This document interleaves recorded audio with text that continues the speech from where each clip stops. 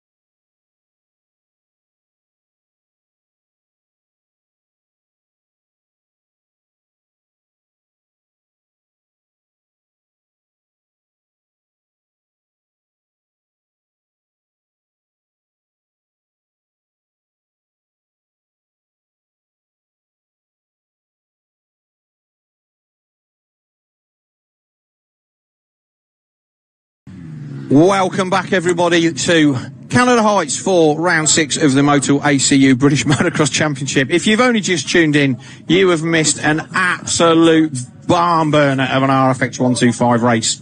Her first ever victory at this level for Arthur Moore on the Electraction TM. And as you nipped off down there, Jeff, to interview whoever was going to be the eventual winner, Arthur Moore banged in the fastest lap of the race on the final lap in traffic, which just underlines the level of his improvement through the year. So fantastic to see him take his first victory. Without wanting to go all kind of like down with the kids or Instagram, I'm not sure they do this, but I'm going to do it. What a ride. Indeed. Unbelievable. And he looked so calm down there when I just spoke to him. Yeah. I mean, I don't think it's really sunk in, to be No. fair. But certainly it did for his family and everybody. Ash, his coach, were ecstatic down there. Absolutely brilliant. Family and everybody. Ash, his coach, were ecstatic down there. Absolutely brilliant. Also, a hat tip to Alfie Geddes Green, who was the mystery rider who got stuck in the gate on the first lap. He came through to 8th place. So Alfie Geddes Green on the RAS Yamaha. We move on quickly to MX2 class, and obviously the news of the day is we will not be seeing the second place man in the championship. The Dirt Store triumph of Tommy Searle after a practice crash has ruled him out of action for the day. We're going to have a look at our qualifiers then for MX2. But our championship leader, Charlie Heyman, leading our MX2 and our Jude Morris 101 under 21 championship. There is Charlie Richmond on the... whose confidence will be... Yes. I mean, his performance... He was quick this morning. Yeah, this morning, but the turnaround, the boost of confidence from coming out of the last round at Monster Mountain, where he put it there in the top 3. First podium for him. He still couldn't quite believe he was racing his hero, Tommy Searle, like straight up racing him and holding him at bay. But listen, last year's 125 champion, we know of Charlie's potential, and he's starting to fulfill that potential, no question. There's the 184 Goswell Honda of Jamie Keith. So there he is, on the Goswell Dirt Store Honda. He's had an amazing year, but he's also had a bit of an indifferent year. He's obviously, he started the season with an incredible bang. Right, we're going to grab a quick word from our partners, and we will be back with the gate drop of our first MX2 race of the day.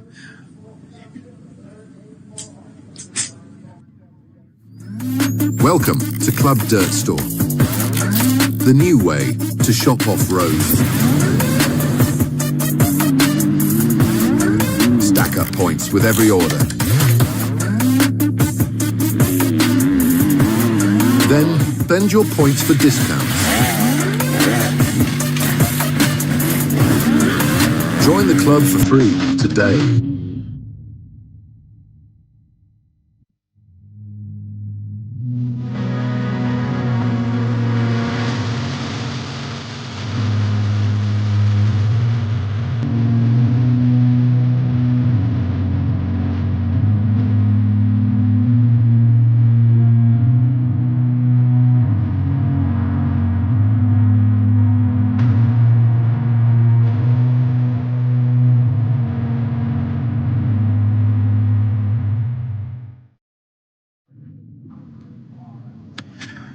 Well, here we are then. It's a beautiful sunny day here in the Garden of England. We are in Kent at Canada Heights, Sid Cup and District Motorcycle Club at Canada Heights. Here are our top 40 qualifiers for MX2. Charlie Heyman then, he took pole position with a 157.8 of a second clear of Gian Dunson on the SS24 KTM. Then it was Richmond, Keith, Rizzi, Joe Brooks, Ben Musto, Billy Askew, Freddie Bartlett, and a good qualifying from Liam Garland, who a man who took a whole shot last time out at Monster Mountain, Jeff. Yeah, and got some quality airtime. Not just obviously on the huge jumps there. I meant TV airtime. Good stuff. And of course, well done to Dad Dave as well, being given the nod to run the Coupe d'Avenir team again this year.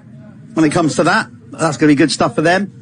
Putting out a strong British team. It does actually clash with the final round, which is a bit of a shame. But Dave will do a good job there, I'm sure, along with Lee Bolt. Okay, so we're just getting set here. The track is in great condition. You don't need me to tell you anywhere in Europe. You don't even need to be living in the UK. We've had some pretty hot weather over the last month. And for them to get this track in the condition that it is, they put a lot of water down, but they put it down late last night because it would just evaporate otherwise. Yeah. The track's in great nick. It is really good. They've done some great prep here, as always, at Canada Heights. There is the 24 of Liam Garland.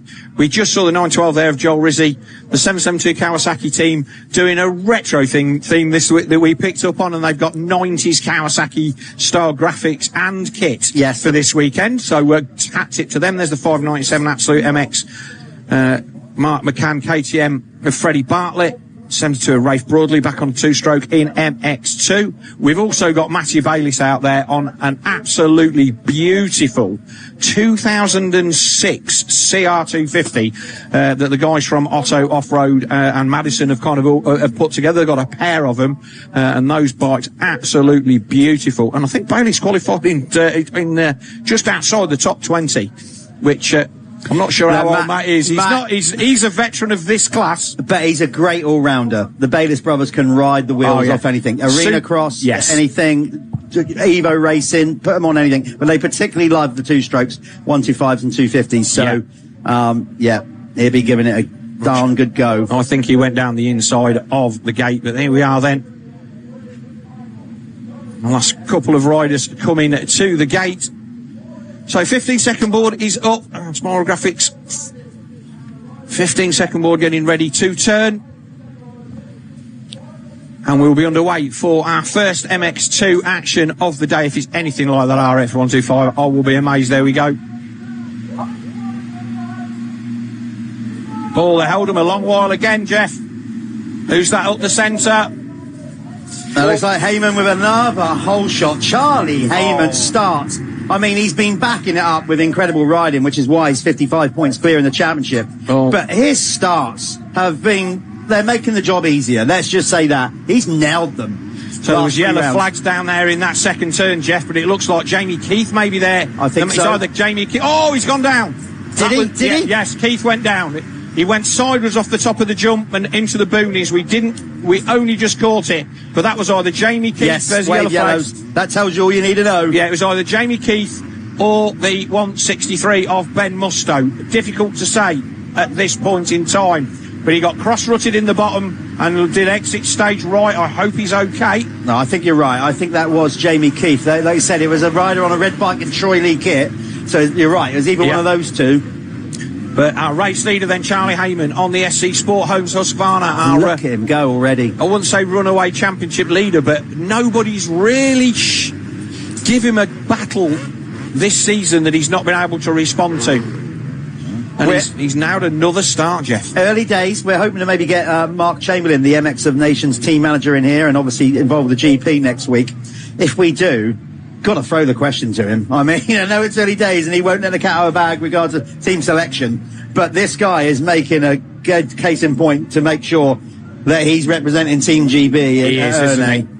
So here we go then. Let's see if we get a wide shot and we can see who is in second and third. Like I say, we still haven't seen Jamie Keith. There's yellow flags in the background. Can't see anybody down there. But our race leader then, for the first time, the first half a lap, and it is your championship leader by 55 points. Although with Tommy Seale out, that will definitely go further than it would be. Second place guy.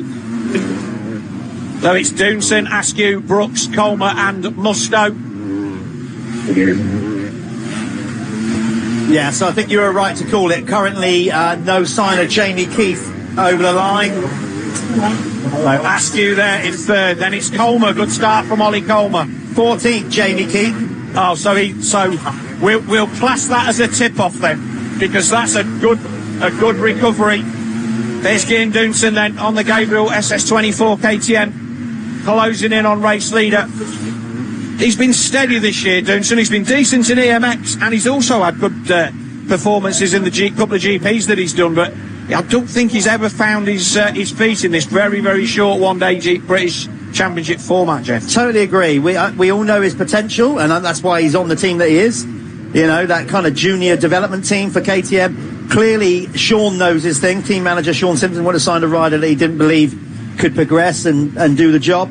But he just needs that little spark to almost like ignite a run, because the talent is clearly there. The speed's potential is everything there, but he has come up against a rider in Charlie Heyman this year that is just... He's back to that kid that was winning at a canter in youth motocross. Confidence through the roof, and we all know what that can do for any rider or any sportsman. And that's where Charlie's at. He just seems unfazed by it all. He keeps nailing these starts. He's just doing everything right in a championship quest. He has a level of swagger, which is no swagger. He's just ice cold, doesn't show any emotion. And I mean that in a nice way. He's just focused on what he does. Talking to team boss Neil Prince yesterday, he says, we go out practicing in the week, he says, and I can tell that he's kind of like, yeah, I've done my laps, so I know what I'm doing. And he said, and I've learned to see that, and I know that all we're not making the job any better. He is where he is. He's in a great place, and we've just got to enjoy that while we're there. And every week he nails a start, and he does this. Let's just say, if you had to choose one word right now to describe where he's at and what he's doing, I'd use the word efficient. Yes. He is just being so efficient in everything that he does. So Joe Brooks, he's dropping some places. He was fourth across the line. He's dropped back to 8th, so something's happened there by the looks of it. A shout out to the 687, the Jack Rackham there. Yeah. In 7th. Not somebody that I'm familiar with, Jeff. No. So I think he's a local down here, or just doing a couple of rounds.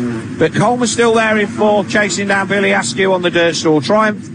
And it's McCormack on the Chambers KTM, Rackham, Brooks on the Nationwide Science Triumph, then Liam Bennett, a good night for him, and Liam Garland there in 10th place after his great result, or great ride, should I say, there at Monster Mountain, leading them out there in Moto 1. Keith now up to 11th, so he's moving forward. Matty Bayliss 16th on that get on. 20-year-old CR250 from Otto Off-Road. Good bike though, that was that year. The Hondas were particularly strong. Well, they're always strong, but that time the 250 Honda, great bike. Joel Rizzi having to do some work here. He hasn't got off to the best of starts, down in 20th. I think there was a coming together, because I also noticed that Freddie Bartlett was right at the back of the field at the end of the first lap. He's already back up to 29th, so maybe they got caught up in that tangle. Josh Vale as well. And obviously these are the kind of things that we don't always see on the live feed, as they happen a bit further back in the pack. The only thing we've got is our K-Tech Tower to tell us what is going on. He's not getting over that any better than Arthur Moore was. No, from the inside as well, on a bike with more power. Yeah. Oh, very nearly. That's where they put a lot of water down on that corner this morning. All the banners on the side of the track were absolutely caked in mud. So it's still a bit loose up there, and that top end of the circuit is very hard once you break through the top layer of dirt. Got to be very good on your throttle control from that first corner all the way down to that where we think Jamie Keith had that incident. Yeah, I just think he went in there, maybe dragged a foot off in the rut in the bottom. It was a little bit rutty on that upslope, but not much. But we'll maybe get a chance to talk to him at some point, find out what happened. But Askew there in 3rd, he's been closed down now by, that looks like Brooks has found his way past Ben Musto. Well, Brooks's confidence is going to be through the roof after that podium in the EMX in Portugal. I wouldn't say they come from nowhere, because we know Joe's potential, but what a great performance that was. No, I'm not sure that is Brooks there. I think let's just he's have down a in 7th, yeah, Brooks. Yeah, it's just the way that he was sat on the bike. So that is that's Colmer. Yeah, it's Colmer. It's Ollie Colmer. Yes. So apologies to Ollie, the Chambers KTM man, having a decent ride. He's been decent in GPs.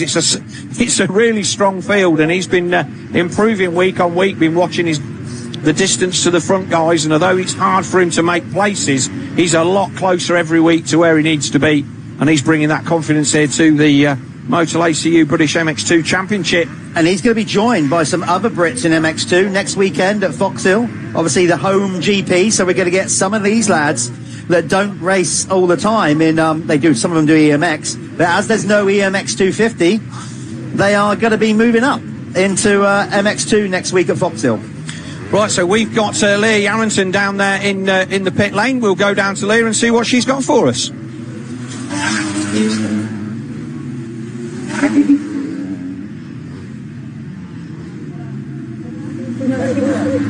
We're in the mechanics area, and I'm just managed to go grab a quick word with Josh. Josh obviously works for Kawasaki UK, but he does mechanics for Joel Rizzi, who's out there now. Not the best for Joel. No, not ideal. He got caught up in the second corner, went down with a few of them, but he's back up inside the top 20, so hopefully he can keep pushing. And he's capable of it. We know he's capable of it. And obviously, in terms of being in here, what's the main things that you have to watch out for? Just make sure the bike's running right, no problems, keep him motivated and get him pushing forwards. Amazing. Well, he's lucky to have you here. I'll let you carry on with it. Thank you, Josh. Yeah, so cheers there. So that fills in the gaps of who went down in that second turn crash thing. Looks like there was about half a dozen of them all got collected down there in turn 2. But Rackham's still there in 8th. He's having a good ride. Keith up to 7th. He's on a mission. So he went 1-1 here in RFX 125 last year, Jeff, after missing the first round through injury.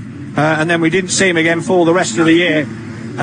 But yeah, good to see Jamie on that Goswell Honda having a resurgence, shall we say. We know what he's capable of, but nice to see that he's got the wherewithal to come back from a tip-off and still make places coming forward. Yeah, well, he started the year, as I said, with a bang, came out with that spectacular opening race win. But that step up from 125s to 250s is always more harder than people realise. He needs now, for the last part of the season, to just nail some consistency, and then he will take that into 27 as a title contender, I got no doubt. Yeah, and again, because he's missed a race as well, he is again not in the championship hunt as such, so he can just ride free all of the races that he's got, the likes of Doonson and Richmond and Ben Musto. I'm just looking on to try and see where Charlie Richmond, he's down in 16th, so I think that he was another rider that was involved in that opening lap issue. I think you might be right, because it seemed like I think when he went stage right, he took some riders with him, I think. Quite possibly.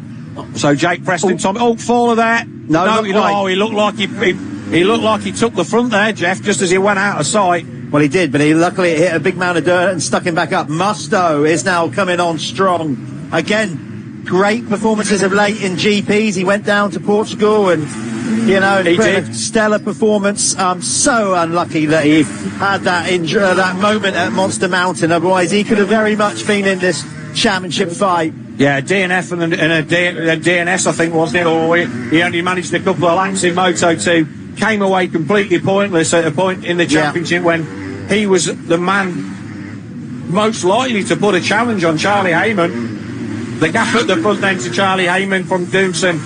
2 and a bit seconds, which is why we're concentrating on this battle with Coleman, Musto, and is that Glenn McCormack there at the back? Yeah, that is Glenn McCormack. No, it's Askew.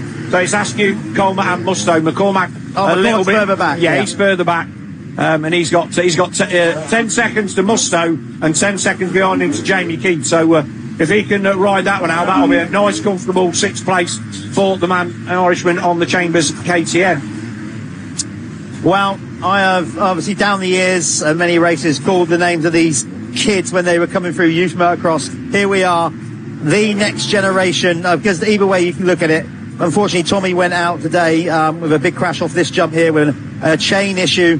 The next generation are here, Phil. This is it. This is our next generation of MX2 talent at the sharp end. You've only got to look at that.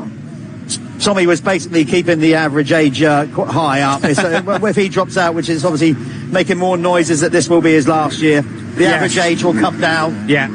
I've always been, I wouldn't say a critic of, but in the main pro classes, a lot of riders, certainly in the AMA, don't move up when I feel that they should do, and maybe take rides. Oh, we've got a bit battle for a pass. Is he going to do it? No, yes, he's done him, yeah. But Tommy gives this class credibility. Everybody knows how good Tommy Searle was and how good Tommy Searle is, and so having him and Jake Nichols as well in this MX2 championship was a benefit to the championship, because it tells these lads where they really are. Yeah, and no disrespect to these guys, because they're going to earn that right, but Tommy is a global name. Yeah, definitely. And obviously with his YouTube channel and stuff now, it brings all eyes on the British Championship to what we're doing, these kids. So, yeah, he's been a fabulous ambassador for the sport. There's no two ways about it. He's been the generational rider for the Great Britain over the last decade or more. And, yeah, when he does decide to hang up his boots, stick around. I know he's got plans that he won't be going too far away from the sport. No, that's good to hear. He's a benefit to every paddock he's in, and we wish him a speedy recovery, whatever his injuries were this morning. Even if he's just a little bit banged up, he knows what he's capable of. But a nice pass then from Ollie Colmer to move into third. And I'm trying to rack my brains whether we've seen Ollie on an MX2 podium this year. Certainly not that I can recall. Yeah, because they all roll into one. I think I might have spoken to him at Hawkstone, I seem to remember. Yeah. He's a rider I tend to remember in Winner's Circle, because I have to extend my arm right up. Yes, we did notice when you did the interviews this morning with Morris. Yes, I know. And the other young lad. We were up here and we realised somebody needs to give you a little bit of help. I need a little footstool down there, that's what I need. But anyway... I felt much more comfortable with Arthur Moore stood next to me. Billy Askew having a good run. He's had a tough time of it this last couple of rounds. We all know what he is capable of, and he just needs a decent start, stay out of trouble, and get himself some good laps near the front of this MX2 Championship to get his confidence up. I believe he's another rider that's going to be there in MX2 at Fox Hill. So again, I think for the guys that are only going to do a handful of rounds, you sack up and do MX2. If you're doing EMX and you're going to do them all, great. But if you're only going to do a handful, get yourself in the GP class and give yourself something to go at, because you can learn a lot, and you're not in a situation where you've got 15 guys in the same second and you haven't even got a minute to breathe. Just to add to that, I know that Mark Chamberlain, MX of Nations team manager, has kind of stipulated to the guys that are on the peripheral of maybe making the team, I want to see you at that event. I want to see how you perform at that level. And I'm always, that's a great thing. If Charlie Heyman goes there and scores a few points and proves that he can run the pace, and any of these other guys, it's worth doing. A hat tip then, Liam Garland on the Garland Power Sports KTM up to 8th. He's past Rackham. Bennett's there still in 10th on the number 5. But quite a gap. Garland then past Rackham on that lap. But Jamie Keith closing the gap to Glenn McCormack. He's took 5 seconds out of McCormack in the last 2 laps yet. So Jamie Keith on the Goswell Honda on a bit of a charge as we look at our third place rider, Ollie Colmer. He's at 7 seconds adrift of Doonson, so I don't think he's going to have anything for the Dutchman, but we will see. So still the Phoenix Tools quickest lap of the race belongs to Charlie Heyman. He did a time of 2:00.392. That's actually not him on screen, but he's managing the situation. The gap at the top is kind of staying the same. But regarding the points between the two of them, Heyman has a whopping 66-point advantage in the championship over Doonson. So there's no need to panic, and I have not seen Charlie Heyman panic for I don't know how many years, and he's certainly not doing it this year. He's looking absolutely immaculate out front, but that is close enough. Well, it's more. Here we go. Back. Here we go. He was up the inside of him, Doonson up the inside as they went out of sight. So all of a sudden, I think he got him back with the undercut. He did. Yeah. So all of a sudden he did. There you go. But while I was telling our director to have a look at the battle between Musto and Askew, Doonson has closed it up.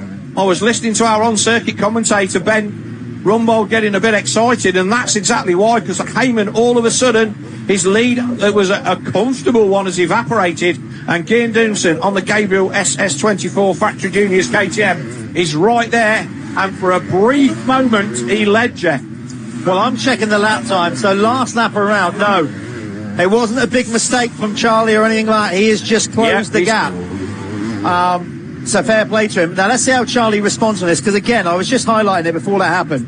He has a 66-point lead over Doonson in the championship. No need to panic here. No need to go hell for leather just to beat him in this race. But we all know when you're rolling and you're winning these races, and if you just want to keep that train going, but you know, he's each passing race that we're doing, Heyman's getting closer to locking down his first national MX2 title. So he's got to think here. He can't just go too gung-ho. He'll be wanting to take them win bonuses off Neil Prince, no doubt. But there they are, Doonson and Heyman. Brooks is back up to 10th, so he went missing early doors. And the man on the Nationwide Honda fighting his way back through the field. Garland, say there in 8th, Rackham 9, Brooks now 10th. But this is the battle for the lead over that big table. and then up these steps. We had a sidecar GP here, Jeff, a few months. They're insane. I'll say it again. I've said it many times. I have so much respect for anybody that in a sidecar racing. They're off their trolley, them lot. So down the inside now, it's getting slightly rougher. A nice line there from Heyman. He wants to justify that red plate on the front of that SC Sport Homes KTM. Coleman only 5 seconds back. Musto has passed Askew and put 4 seconds into him. That was the battle that I was hoping we could pick up on. But this battle at the front, obviously the sharp end, this is what we want to be seeing. Oh, they're getting close. There's a flip side to this, Phil, as a rider. This might be good for Heyman as well, because actually he's just got to knuckle down and race. And psychologically, that might take away any thoughts that he's having at this moment of the race about championship and consolidating his points lead. He can just get into it. He doesn't give you the chance to overthink it. I think that's the 777 that they've just put a lap down. That's Archie Hicks. He's touring. He's been off. Looks like Heyman stepped it up a little bit. This race has gone by in a flash, Jeff. There's only 5 minutes plus 2 left. And it's getting hotter out there, by the way. I don't need to tell you that. You've seen the weather forecast. Last lap, he took 6 100ths back out of him. So they're that close, the two of them. But Heyman did pull a little bit back. So Jamie Keith all over the back of Glenn McCormack for 6th place now. So I'm expecting that will change pretty soon. That we're not going to move away from this battle at the front. This is what we've come to see. Gian Dunson then on the Gabriel SS24 Factory Juniors 250. He's got Aurel Oliveira as a teammate in MX1, who we will see in the next race. That Sean Simpson's guys having a decent season so far. God, sorry, I had to just do a classic core there, because Heyman just went long on that. I mean, he really launched out there, nearly landed into the face of the third uphill jump. So he's pushing it again, looking at that nice heads up ride in there, getting well out of the way of the leaders.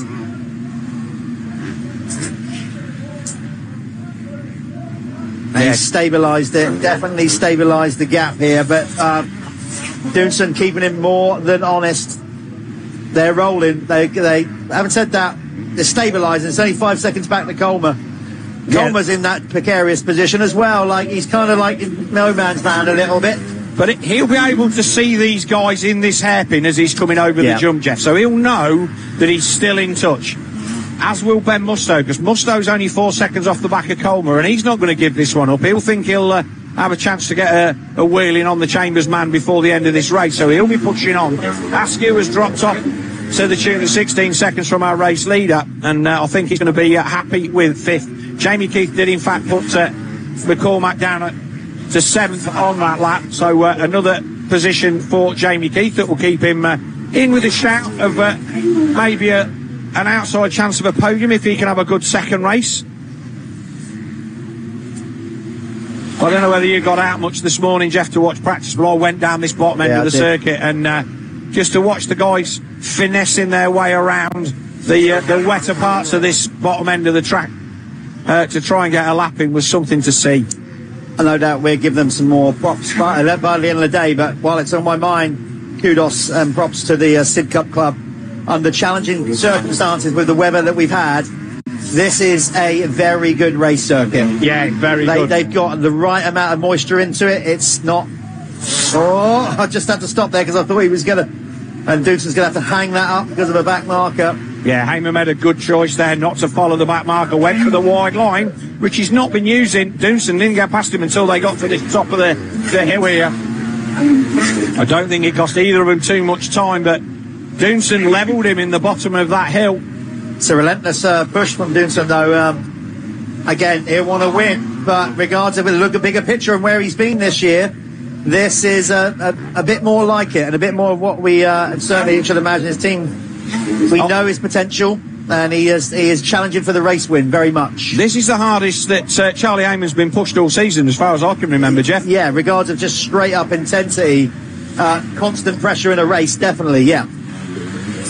And it's probably one of the best rides we've seen from Gian Dunson as well, so Like I say, hat tip to both of them for giving us a great battle. And Doonson will, he'll be wanting to win one of these. He will feel that he's expected to be taking victories in this class to progress his career. He wants to go from EMX into MX2, and he needs to be standing on the top step at this level.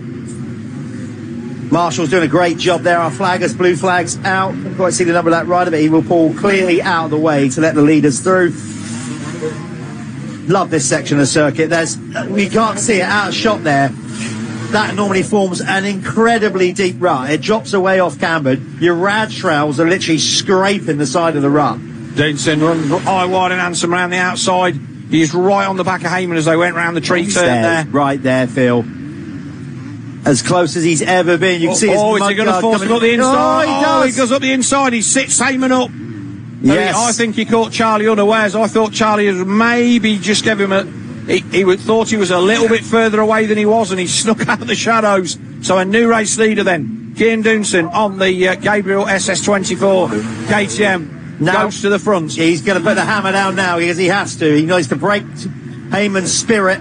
Having said that, this is where championship mode might suddenly switch in Charlie's brain. And look at the classic saying, a second is as good as a win. Oh. I know you love that. That's why I threw that in. You know me so well, I Jeff. wanted you to look you in the eye when I said that as well, because I want to see your reaction. Oh, sorry, mate. But, I mean, Charlie might suddenly, like I said now, go, well, okay, we'll see where we're at for this one. I'm still comfortably ahead of this championship. No heroics. I can't read what's on them boards, Jeff, but they're getting the signals from down there. Alison Lear down there in pit lane. So Doonson then comes across the line with a 1.3 second lead. And as Jeff quite rightly pointed out, championship mode certainly for Charlie Heyman. It's 3 points to the good of Cian Doonson, which means that he's only 63 points behind our championship leader now with what is going to be 2.5 rounds to go. So it's hardly alarm bells winning time. And if Heyman thinks that, well, second's as good as I'm going to get today, it's as much risk as I want to take here, nobody's going to criticise him for that. The level of confidence within that SC Sport Homes team is such that I think that they'll still be happy with that. Let's put it into perspective. He's got a 55-point lead over Tommy Searle, so he's just literally going to stretch that out to something like, I don't know, like 78 or something like that. Doonson is 66 points back coming in, so that will only come down to 63. Remember, it's 25 points for a race win. He still has a whole championship round lead over everybody. So there's no level of urgency for Charlie Heyman here. He would have wanted to do everything that he could to win this one, but there's a point at which you got to go, yeah, Cian's running really well. It was a nice one. I think he'd set him up earlier at the lap before, but wasn't quite close enough. But he committed for that from quite a long way back. Yeah, he did. But they built that bowl turn up down there. It's literally like a almost wall of death down there now. So you can really come in there hot, and throw it into that bank. And he did. I think you're right. I mean, Charlie knew that he was there, but knocking about behind him because he's been behind him for most of the race. But I don't think he quite realised he was that close. Right, the clock has just gone to 0, Jeff. Yeah. And I'm not sure whether they went across. No, I think this is 2 to go. I think that changed to 0 on that. Right, okay. I was too busy looking at the time. I could go and check for us, Phil. I might look out the door. I'll go stick my head out the door. But Doonson then 3 seconds to the good now on Charlie Heyman with Colmer. Well, Colmer is only 1.5 seconds now behind Charlie Heyman, so that battle still raging in the background. In fact, we might drop back and have a look at that. And then it's Musto, Askew, Keith, McCormack, Joe Brooks up to 8, Rizzy up to 9, and Rackham still there in 10th. So a good ride for Jake Rackham as they head through the trees. It is 2 laps to go. I'm just saying, Jeff. Ollie Colmer still right there. He's only 1.5 seconds back from Charlie Heyman. So he's kept these guys honest for the whole of the race. Yeah, he is right there. So Heyman with 2 to go. Again, plenty of room to work with regarding the points. But regards of trying to win the overall event, I don't think he'll want to slip down to 3rd. I think Doonson has just broken the, I wouldn't say the spirit, but I think Charlie because he came in hot. He parked him up, a really nice classic block pass. It was all fair and legit. Yeah. But I think Charlie just straight away in an instant went, I don't want any part of that. Thank you very much. I'm trying to win a championship. I don't need to go back at him. So, but now he's got his hands full with Ollie Colmer. So Colmer is, as you can see on the K-Tech timing tower, getting closer, a second and a half behind. They've absolutely checked out from Musto, Askew, Keith and Co. So last lap then for Ian Doonson. And the battle for second, there it is behind. They're not far behind now. Coleman does a 2:04, so 0.75 of a second faster than Charlie Heyman. Only 0.75 between them as well. We'll wait for them to come into shot. There they are. Oh, the back marker in between them. Heyman still has second position. There's our race leader doing some of this. The battle for second. Heyman, there's Colmer. He's a big lad, is Ollie Colmer now on a 250, but rides one so well, as I said earlier on, had some good results in the GPs. So there it is, Heyman second, runs it right out to the outside of the corner to get as much momentum up the hill as he can. Colmer not quite close enough, he has a long look over his shoulder. Musto's 10 seconds further back in fourth, so he is not going to be putting any pressure on the big man on the Chambers KTM. Obviously, they signed Cas Valk, this Chambers KTM team, that had him almost immediately injured in a Dutch Championship round. He's close, but I don't think he's going to get a chance to put a wheel in on Charlie Heyman. Taking that wide line there on the... oh, that's Doonson. We're back with the leader, sorry. Both on KTM, so Doonson then running that outside line, whereas Heyman's been going nice and tight round the tree. And it's just a little bit shorter, but you can carry the speed, and that's what makes the difference. And it's Doonson now that's got his head on the swivel, 3.5 seconds.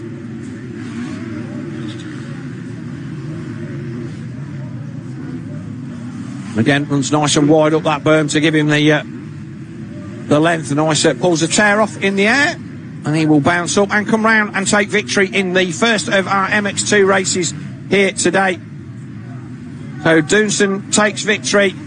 Second is going to be Charlie Heyman. There he is, Heyman across the line. Colmer then just not able to put in a challenge for second place, but that's his best ride of the year so far, with a really good third. And then a returning Ben Musto. He's a little bit further down there. He is Musto, I think, on the 163. And then Askew comes across the line, not that too far back on Musto at the end. Let's have a look now. Right, so our K-Tech tower then just updated. So Musto came across the line 17 seconds adrift. And then it's Askew, Jamie Keith, that'll be Glenn McCormack, Brooks, Rizzy and Rackham. That's a good one if Rackham can come across the line in 10th. Keith's across the line in 6th. Then Glenn McCormack on the 337, the second of the Chambers KTMs. He manages 7th. Joe Brooks will be our next rider across the line in 8th. And he'll be a bit disappointed with that after his... there's Joel Rizzy. So Rizzy's had a decent run as well. We'll wait for it just to trip round and see. So Brooks and Rizzy across the line. And the 687 of Jake Rackham will be our 10th place finisher. We are going to go and have a word with from our sponsors, and we will be back with Jeff and Leah down in Winner's Circle.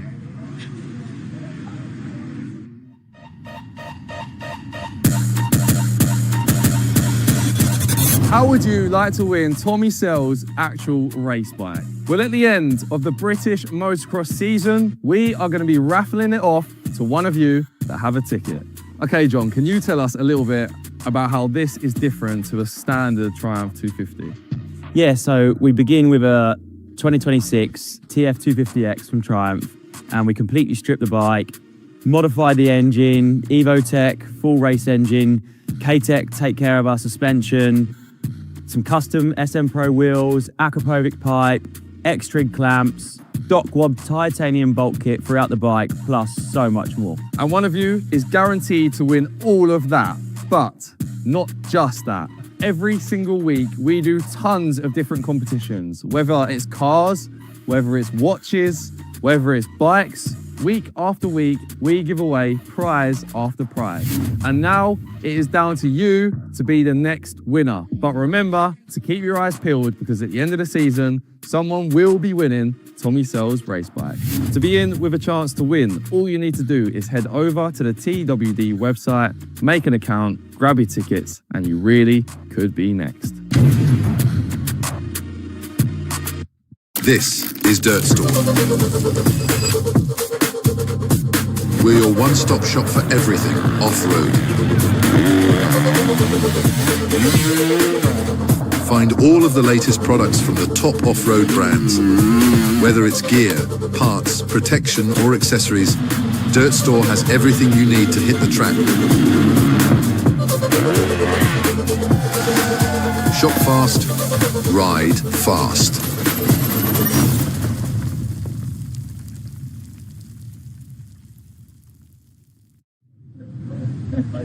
Right, here we are in a sun-drenched winner circle for the MX2. Let's bring in the race winner, Gian Doosan.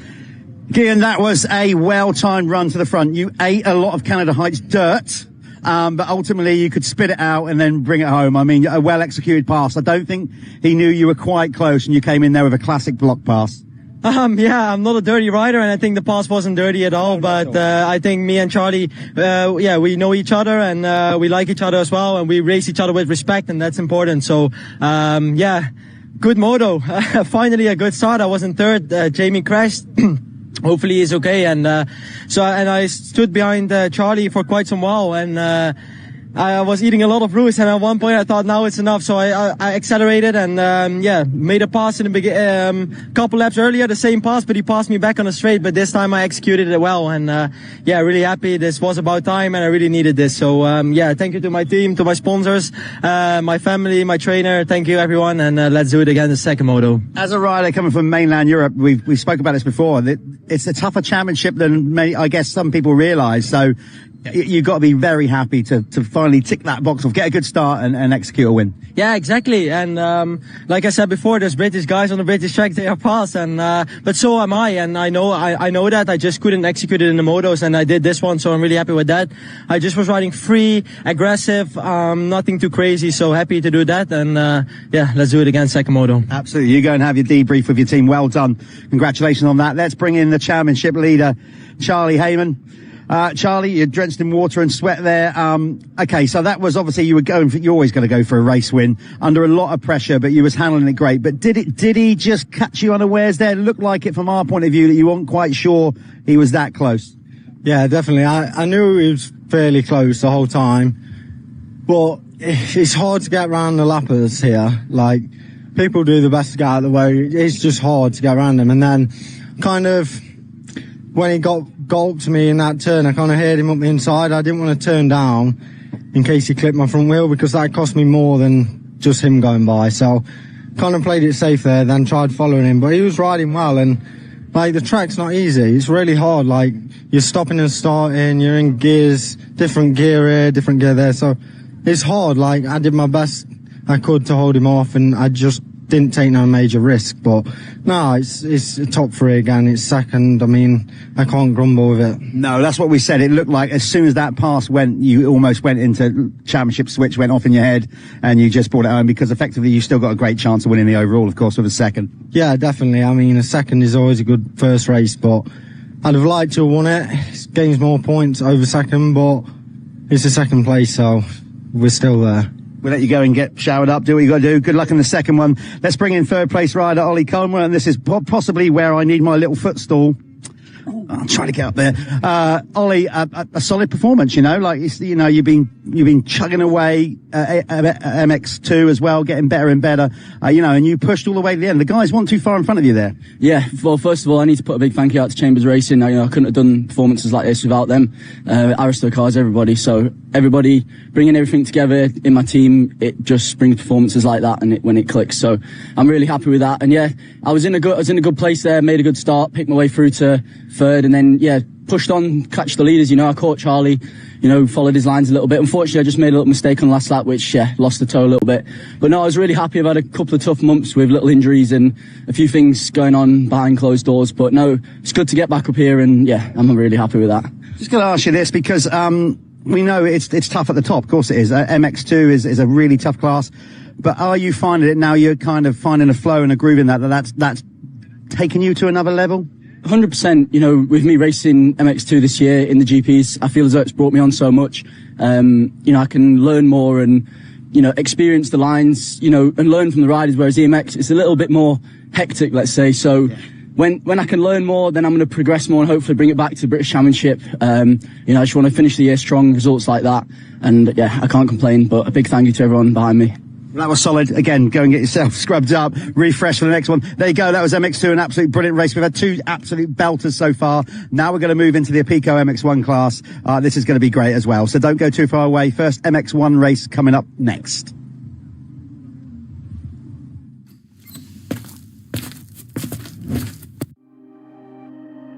At Ride, you're in control. Create something unique or choose from our wide range of base designs. Stand out with eye-popping colours and bring your kit to life with personalised details and logos.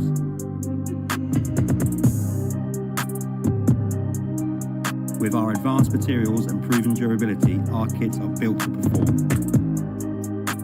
Head to our website and start designing today. Look good, feel good, ride good. MXology, next generation performance in off-road.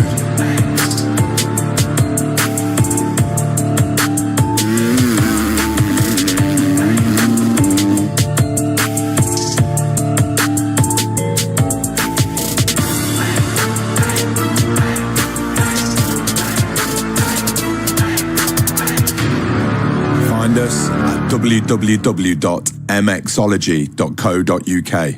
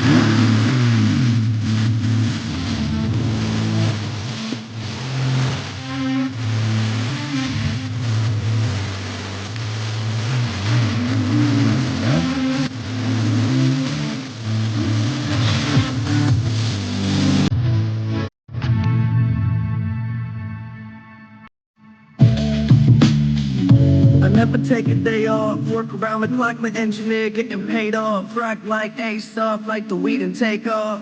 So high, I cannot see, 8 off. Now I got these rappers all breaking up a sweat. Cause every time I get up on the mic, I come correct. And I learned it from the best, always dressing something fresh. With the full little dime, big butt and nice chest. Yes, they heard I used to rock guests, but now I'm rocking clothes that ain't in the stores yet. Travel back in time, I'm in a vortex, trying to make a workout, think I need more reps. Used to take a bus, not a boy.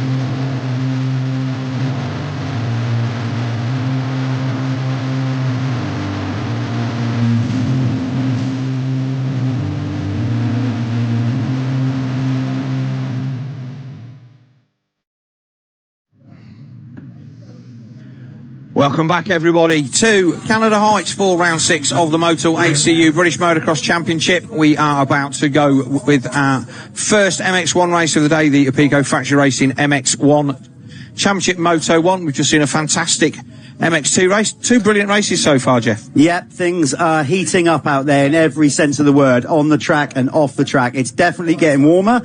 I can testify to that. I'm coming up the start straight. I'm thinking, God, it's bad enough just walking up the start, let alone doing a 30-minute moto. So these guys are putting a shift in. They're all heavily dripping with sweat after that in the winner's circle.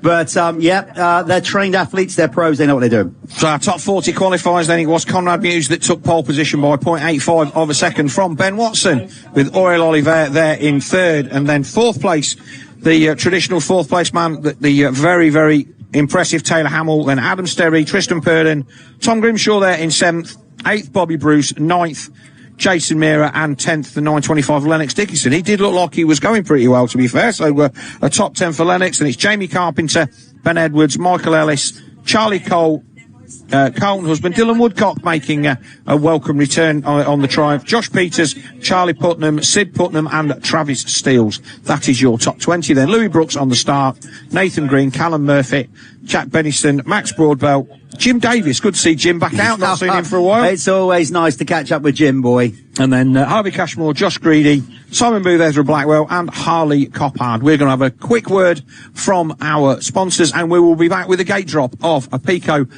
Factory Racing MX1 Moto number 1. Welcome to Club Dirt Store, the new way to shop off-road. Stack up points with every order. Then bend your points for discounts. Join the club for free today.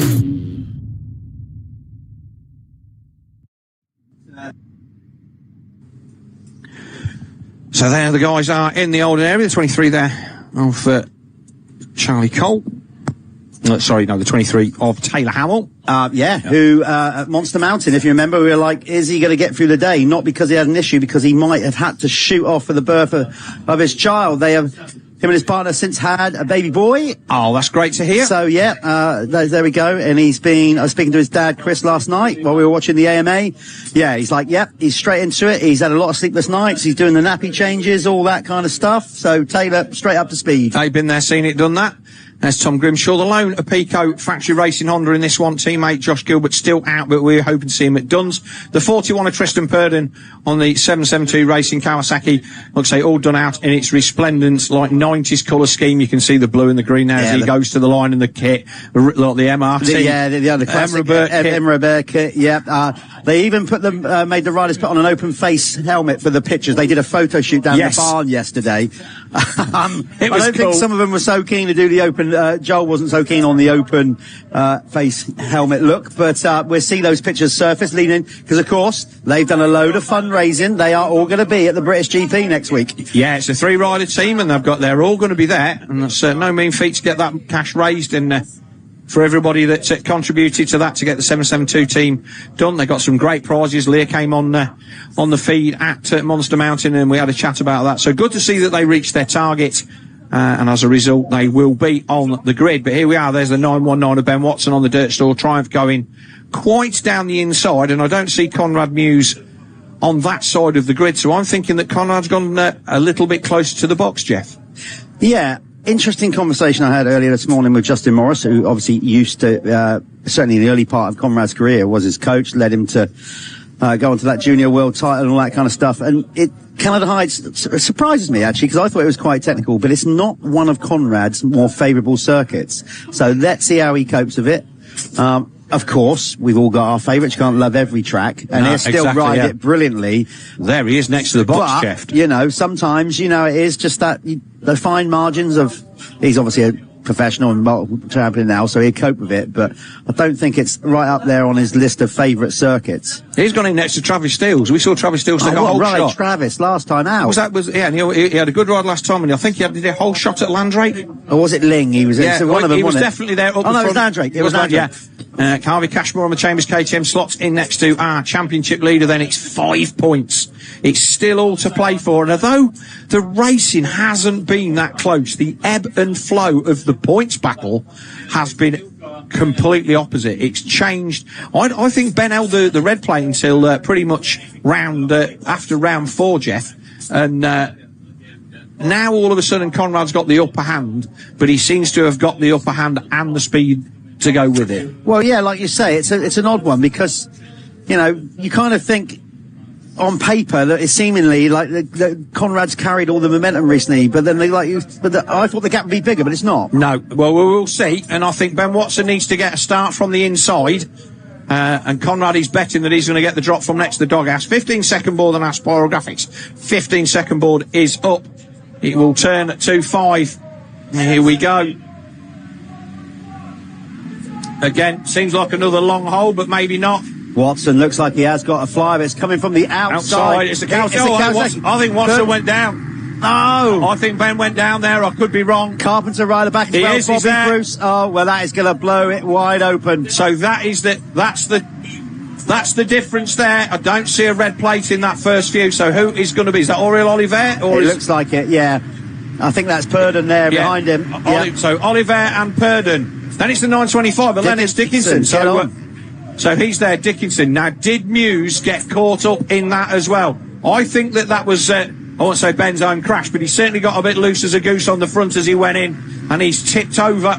So that's going to make a big job. I think that might be Conrad there in 4th, Jeff. We will see in a second. Well, we spoke earlier on, didn't we, about, I mentioned how in this first corner, every year we've been coming here, there's always been some kind of incident. It looks wide, but it pinches up. But that looked like just a straight-up error from Ben on his own. I don't think he clipped anybody. Didn't look like it. He's got to get it turned tight, Jeff, because he can't just run out because there's already riders there. So he was trying to get that bike stopped, and he washed the front by the looks of it. Like I say, I don't think he was helped because there was nobody. If there had been somebody inside of him that put him on the floor, I think there'd have been a heap of more than just him.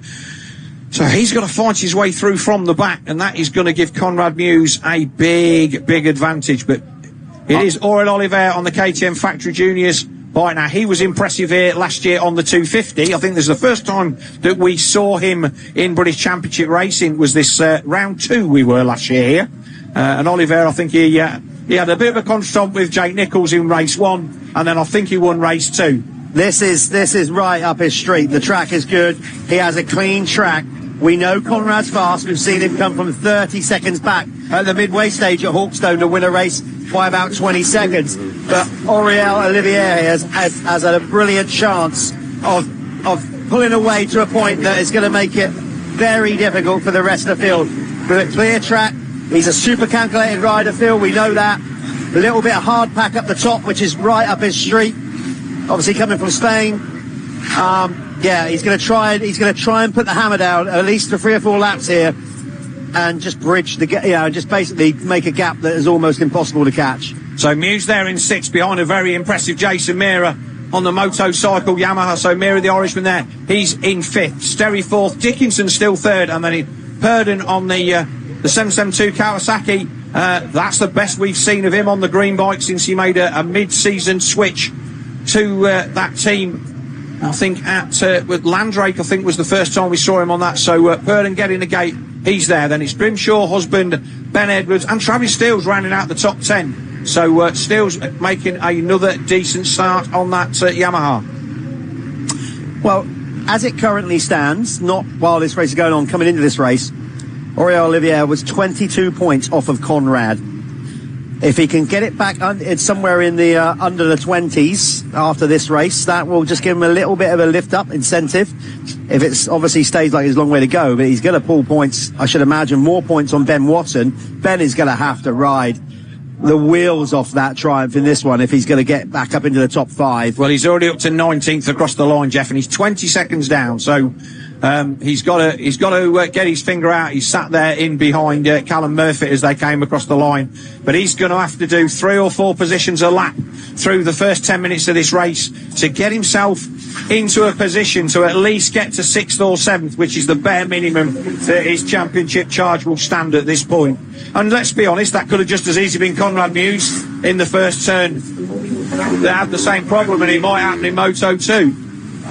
No real surprise that Aurel Olivier has set the Phoenix Tools fastest lap of the race with a time of 1:58.159. Clear track, very much to his liking. Good ride from Purden though. He is he's hanging with him, and again, Tristan would maybe argue, well, it's been a long time since I've raced back home, but down in South Africa, similar kind of dirt, a lot of tracks to this. If you feel at home there, he looks the part. I mean, that has taken me right back to the old winter early birds races here in that kit. I thought that was Kurt Nickel. Yeah, and that's exactly the look going up the hill there. Yeah. Of course, back in those days, the Team Green setup was incredible, so distinctive. Yeah, it was the team that everybody wanted to be on. You know, there was the factory Hondas, and then at a national level, the Kawasaki squads across Europe were some of the strongest. And a good ride for Purden. Dickinson's still there in I'm not going to say he's hanging on, that's a legit third place. And he's there, he's got a couple of seconds on Adam Sterry, who is again recovering from injury, second round back. And then it's Muse, Mira, Grimshaw, Hamill up to 8. So Taylor Hamill on the move, then Husband and Ben Edwards.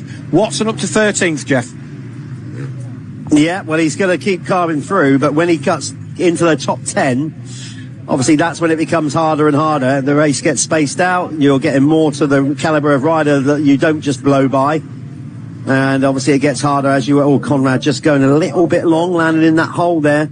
There's still Aurel Olivier with a time of 1:58.15. Yeah, he's gone faster again, Jeff, on that lap. So again, he's pushing on.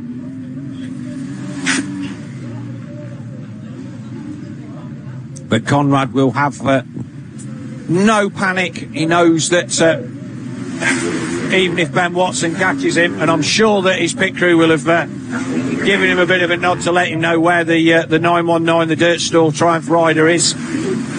Well, now he's starting to find his mojo a little bit. Dispersed of Sterry that lap. Yeah, up to 10th now for Watson. So the man from Nottinghamshire getting a move on in the mid-pack. Still 25 seconds down on Aurel Olivier, so his lap time is standing up to the race leaders in traffic, Jeff. Yeah, he is, like I said, he won't panic, been in this position many times before. By the way, if you're tuning in, which obviously you are, because you wouldn't have heard me say that, Leah's now sat in the hot seat next to us, keeping so all your comments on live chat on YouTube. Me and Phil haven't got the time to read them. We're concentrating on the race. But Leah's there monitoring, so let's hear where you are from, any part of the world, where you're watching from. Any comments, try to keep them positive and keep the language clean. Yes. But let's hear you, wherever you are in the world. Looks like we lost Lennox Dickinson on that lap somewhere, Jeff, because Conrad Muse has passed Adam Sterry. Hamill's up to 5th. He is absolutely on the tear. Mira's still in 6th. Grimshaw, Bruce, Husband and Ben Watson. But Watson has got 4 riders in front of him, and I think that he will be on the back of the number 10 of Jason Mira on the motorcycle Yamaha pretty soon. Here is Conrad Muse. He's 13 seconds adrift of our race leader, though. Watched him up there in practice. He's the only rider that's pre-jumping that, Jeff. He's bouncing off early. Everybody else is doing a little bit of a whip over the top, but he's bouncing it into the face of the jump, bunny hopping over it, and getting absolutely no height over that jump.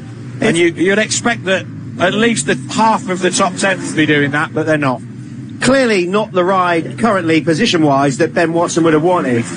Yet bizarrely, this might be quite good for him, because he said often this year about it just takes a little while to get going. He's still used to the GP format.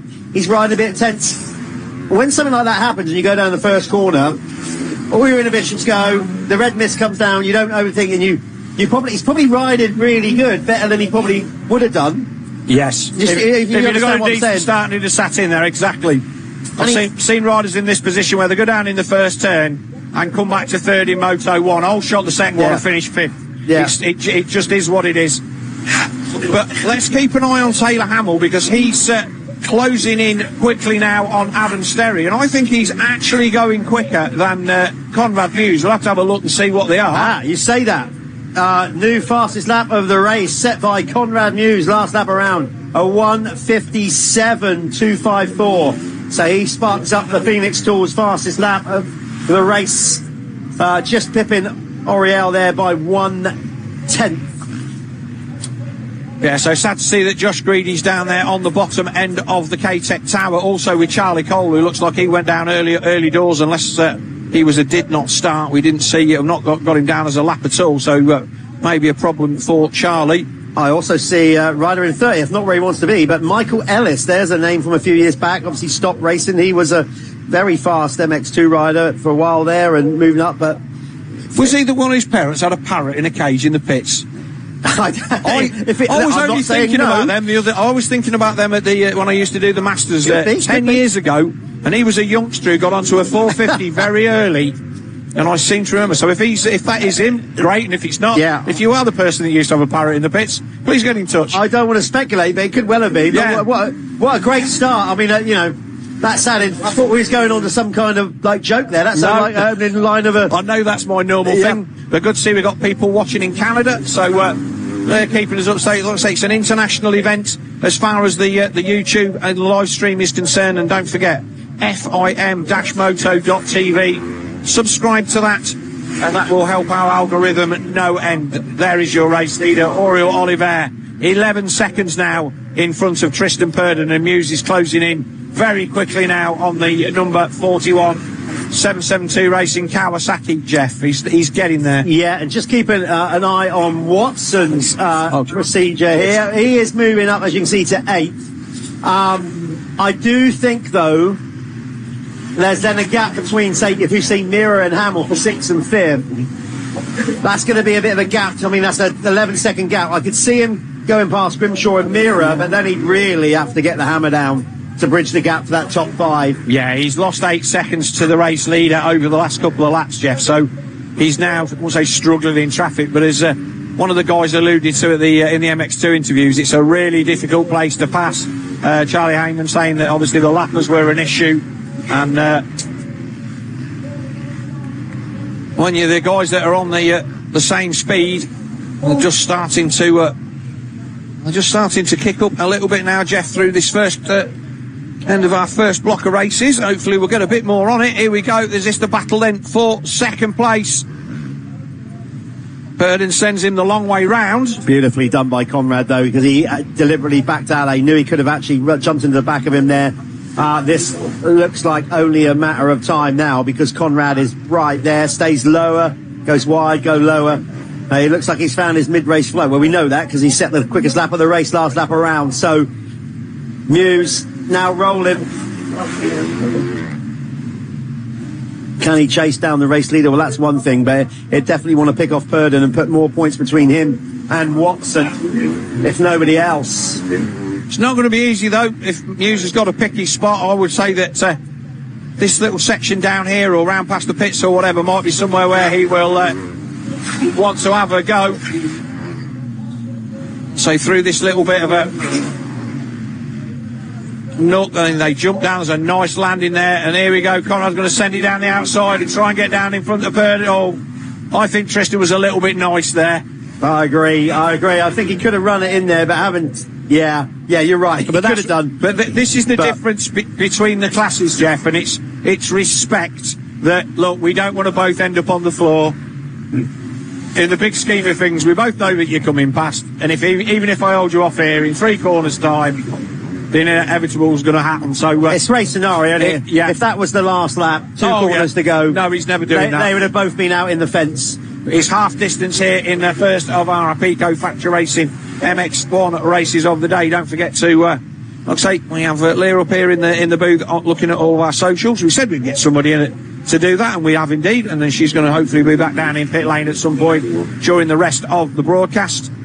Just trying to bring you a little bit more interaction. We know you're out there, and we do read everything as we're going along. But and we do appreciate the fact that we hope you're enjoying it. Remember, well, you know already, this is free for you to watch. There's no charge.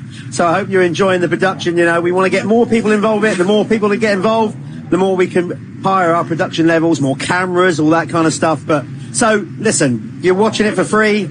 Hopefully give us the thumbs up, spread the word, get more people involved with it. The more the numbers go up, the more chance we can sell that to some as well. I know we get quite a good following in South Africa as well because of Tristan Purdon. But he's still there or thereabouts. Taylor Hamill is closing in, the man on the DRT Kawasaki. He's in fourth, Jeff. Do you know, there's part of me, straight up, Phil, there's part of me that doesn't even want to mention that anymore, because, like, I'm sure Taylor is really getting fed up with everybody saying that or whatever, but the facts are, that's the facts. I mean, I don't know what more we can say. But you can't. I'd love to say he was in third. You can't expect any more out of him than he's giving at the moment. He's, like I say, he's a new dad. He's not a full-time pro anymore, and he's still, and I think, do you know what? I think this suits him. The pressure of being here and doing it 24/7, it can break the spirit if things are not going well. But when you've got something else to take your mind off it, and you can come and enjoy it for what it is at weekends, he's done that so well the last couple of seasons. But here's Aurel Oliver, who will certainly be a happy man. I don't think it's his first race win of the championship, but he's dipped out on a couple of overalls on countback with Ben Watson. Or definitely one, I think, the first round. And he is now a 15-second advantage over Conrad Muse on the Crendon True 7 Honda in second place. Then it's Purdon, Hamill, Sterry, Mira, still a great sixth on the motorcycle Yamaha.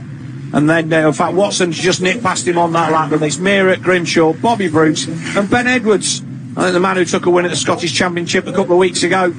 He is there in 10th place on the Absolute MX Mark McCann ATM. Well, currently it's going to help him. I mean, he's going to currently pull in about 9 points on Ben Watson if it stays like it is. 3 on Conrad. He's 22 back off Conrad in the championship, so... it's a good day at the office. So far. And he's going to obviously be more interested in pulling points out of our championship leader at this point, with the added bonus that he's, like you say, he's going to move himself quite a lot nearer to the 919 Dirt Store Triumph of Ben Watson.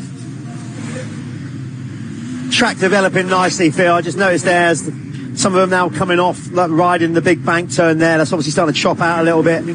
Yeah. So the track is actually developing really nicely, regardless of all the different lines, and it has been so incredibly hot. So again, credit to the Sid Cup Club and everybody here that put in a tireless amount of work. Remember, down the years, they've worked hard enough to end up owning this circuit, which is a rarity in its own right for a lot of clubs.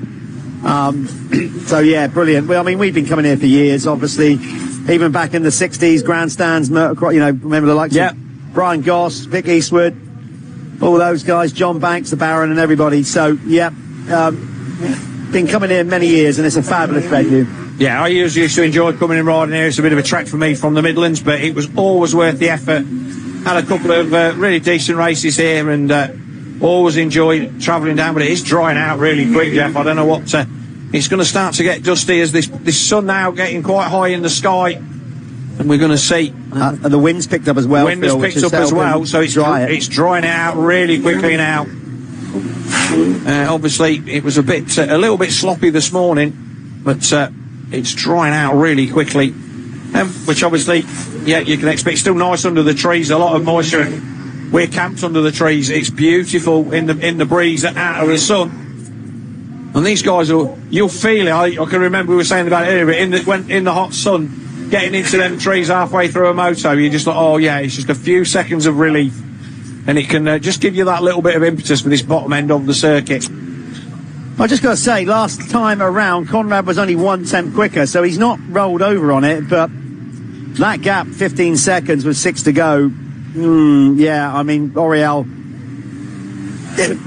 evenly matched again, just lost a little bit of time to Conrad that last lap around, but not a significant amount where you'd think, okay, Conrad's really going to get on a 5-minute plus 2-lap spurge here and really go for it, because I mean, he'd have to exert an awful lot of energy to pick back 15 seconds in the next, let's say, 10 minutes, a little less than that if you count the 2 laps.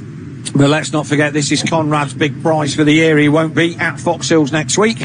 He is, this is his goal for the season, and he will be looking at what is the likelihood of pulling 15 seconds out of Aurel Oliver. It's 3 points, and at this point in the season, I don't think he's going to be wanting to take the level of risk as this track dries out. There'll be square edges, especially at this end of the circuit, that are very, very easy to catch out. Even the best of riders I'm just watching to see if Leah's getting a bit nervous there, because obviously she's working for us as well, but her husband is part of the 772 team, and Purdon is looking good here in third. He is, isn't he? He's managing to keep the gap to Taylor Hamill livable. And it'll be nice to talk to Tristan. He's, again, been in this championship for a few seasons now with various teams, and has made himself a regular part of this paddock as our race leader then just slides past the number 500 of Callum Murphy. But he's been a good performer. I was there was me saying I think Conrad will go for a second and not exert too much energy. Well, maybe he's just feeling it, because he has just taken 3 seconds, nearly 3 seconds out of Oriol Olivier that last lap. So it's down to 12. Let's try and do the maths here. If he takes another 3, it would be close. It would be close, but he's got to keep that pace going. And I can only expect Oriol to pick it up once he sees the pick board.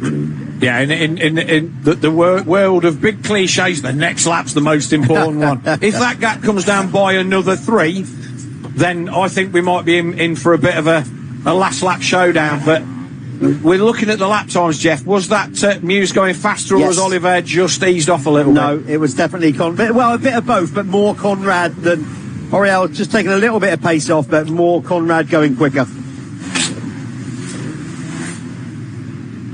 So inside, of course, these 450s are a lot more grunt to get over this step up from the inside. That is such a fun jump to do. You come out of it, the 125s, you give it everything you got, and you just kind of launch as you sky up in the air. It's a real steep takeoff, but it's such a fun jump to do. It's not a fun jump to do the first time. I can remember the first time I did that step up, and I'm just going to, this is just too far. But you follow somebody over it, and once you've done it once, you never ever not do it. It's just having that confidence there's so much of that is blind. If you stand at the bottom of that jump, it's just a wall in front of you. You cannot comprehend how steep it looks, and it is steep. It is. Well, Phil, you said the next lap could be an important one. It's another 3 seconds taken out of it. It's down to 9.1. 2:43 plus 2 to go then, Jeff. It'll be tough. It'll be close, but I think it's going to be close, but no cigar. He's got to find even more, I think, because obviously catching Oriol is one thing, but then he's got to make the move. And, well... But so Ben Watson has found his way past Adam Sterry into 5th. That's as far as he's going to get, unless there's an issue with any of the 4 guys in front of him at the moment. So a 5th in Moto 1 from a first turn fall. Decent reward for Ben Watson, I think, because he's motored his way through the pack, but he needs a start in the next one, and he needs a win to keep his championship boat floating in the right direction. So here's Muse then. We don't have intermediate splits, unfortunately, here at Canada Heights, but as the track's drying out now, bit of a moment there for him, down through the shadows, down the bottom end of the circuit. Well, it all looks very fluid. It looks like he's absolutely in the zone. Lap times would suggest that. Is that Oriol just up there, or that can't be? No, he's got to be down, at least down to the next corner. Yeah, that was, I think that was a lap rider, Jeff. Yeah. But the gap is coming down, but then so is the race distance, the clock ticking away. I think Conrad, valiant effort, but I think he's going to come up a little bit short here. Well, if he doesn't, then as much as it pains me, this will make this the most exciting race, which you wouldn't have thought, having how exciting the other 2 were. So let's have a look nearly 3 seconds again. It's down to 6.6, so he's getting... God, it's going to be close if it stays like it is. I wonder what the Spanish-Scottish equivalent of get your finger out is. But Oriol Olivier has seen what was a 12 or 15 second lead evaporate at 3 seconds a lap. Now, whether he can up the pace, it's 3 to go, because they'll get the 2 lap board next time round. Yeah, well, it's definitely going to be a case of Vamos, I think, on the indeed on the pit board. Let's get going. Because he's getting pinned back here. At one point, it was close to 16 seconds, and Conrad's half that. Making his way through traffic past the 19 of Sid Putnam on the SC Sport Homes. He's been a lot better on that 450 than he has on the 250. Definitely. So many riders just they haven't got the mental fortitude to hang off a 250 all day, every day that it requires. And getting on a 450 and using your technique and your skills and having the power underneath you to do what you want it to do, it makes some of these guys, and you really think they should have maybe made the step a little bit earlier and just put a lap there on Harvey Cashmore, who I think is still in the points as they stand at the moment. But again, another good ride from him. I think that was Oriel just on the corner this time, up there. The other slight, if there is a slight advantage at this moment, obviously he's catching him anyway. Remember, Oriel is the first rider to come round to lap traffic. Yeah. So they might hold him up. Once the leader's gone by, as a racer, you're always conscious when you're being lapped of go, oh, there must be somebody else coming soon. Yeah, so they're across the line. Let's see what they got. Are we going to go with the 4? 158, 85. No, so Oriel stepped it up. Oh, he stemmed the tide, so it's not come down this lap. So he did get that pit board. Conrad staying consistent, but that lap around was much better for Oriel Olivier. He responded. He had something left in the tank, and he stepped it up by at least 2.5 seconds that last lap to kind of nip this one in the bud, I think. But it's been a good ride from Oriel. He's shown speed all year, but he hasn't. For somebody that makes great starts in the GPs, he's not been a good gator at the British Championship. And so as a result, he's always found himself in a little bit of a hole to dig out as he comes within that Cedra Blackwell.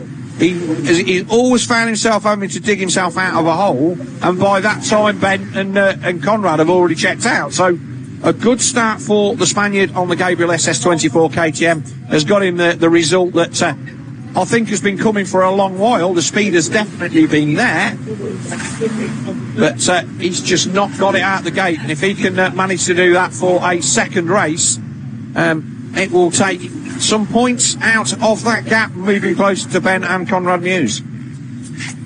Well, he's got 2 to go. It's been so far a pretty good morning for the SS24 Gabriel KTM squad.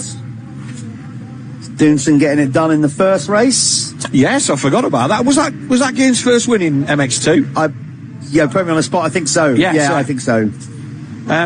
Somebody right now is going in, no, you wallies, what are you talking about? Yeah, I know. Well, you know. Unfortunately, the lovely thing that we've got that's got all the details on it, we're not particularly blessed with good internet here at Canada Rights for some reason. No. So we can't get on to see that. So we are doing it completely from memories and fingers and thumbs and stuff. But Oriel Olivier then across the line. What's the gap this time? Another fastest lap from Conrad Muse. Yeah, it took 2.3 out of him that lap. It's down to 4, but there's 2 to go. Is it 2 to go? I think they just got the board then. I don't know. You have a look out the window, Jeff. Yeah. Ben's losing his mind on the the on-circuit stuff, but it's definitely... he's seeing more than us, so it must be getting close. So there's our race leader, then he's coming into traffic. He's now coming up behind Charlie Putnam, who spins out in front of him, doesn't hold him up. He was lucky he wasn't a bit closer there, Jeff. 4.5. It's a second and a half. It's not enough. No, I don't think so. He's got enough to work with here.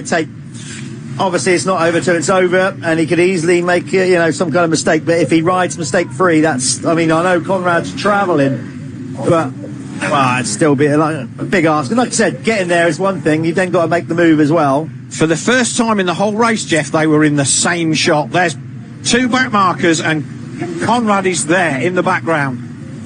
He's there, look. He's got his way through. Well, he can see him, and that makes such a difference to a rider. Oliver needs to be racing forward here. Disappears into the shadows. Oh, he's giving it some through there. You can see that really pushing that front wheel into the face of that jump. Oh, that was he flat landed that as well. There's Conrad. There's Conrad in the background. It's going to be a last lap showdown. Oh, he is rolling now. He really is rolling. I didn't think there was enough time left. He set the quickest lap of the race, last lap around. I think he's going to better it this time. It was a 1:56.86 last lap, but it's not enough. Oh, he holds on. We were a lap adrift there, Jeff.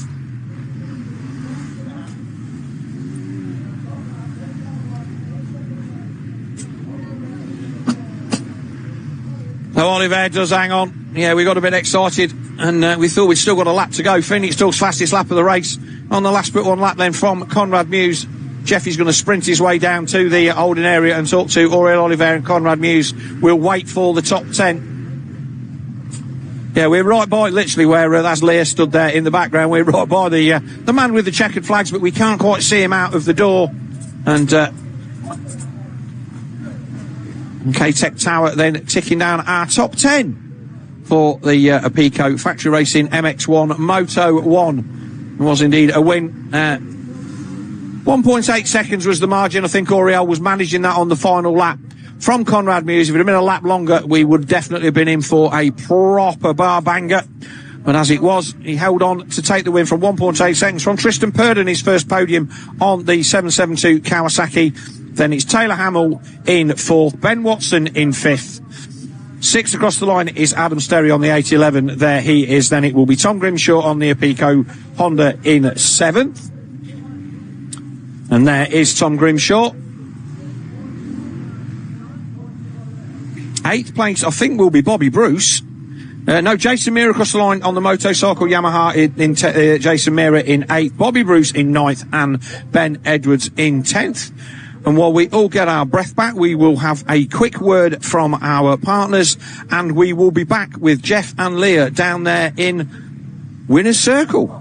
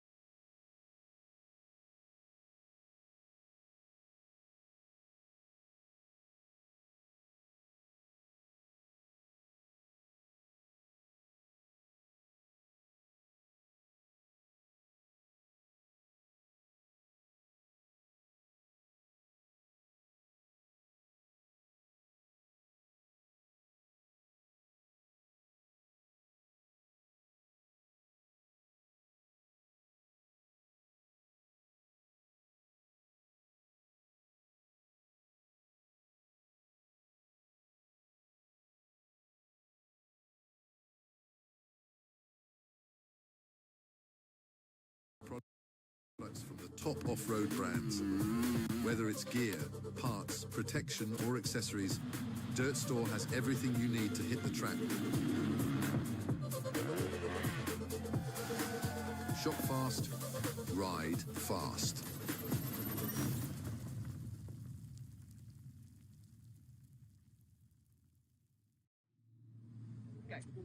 Down in the winner's circle, let's bring in the Apico MX1 winner, Auriel Olivier.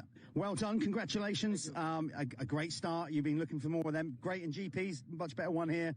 That makes the job a little bit easier. Having said that, the last 5-10 minutes, you finally worked out that he was coming on strong. Yeah, finally we start. I've been waiting for this quite too many races before it happens, but yeah, good start like in the GPs. I mean, I just need to execute it, and I went away the first laps. I was feeling really good, really flawless, flowing with the track.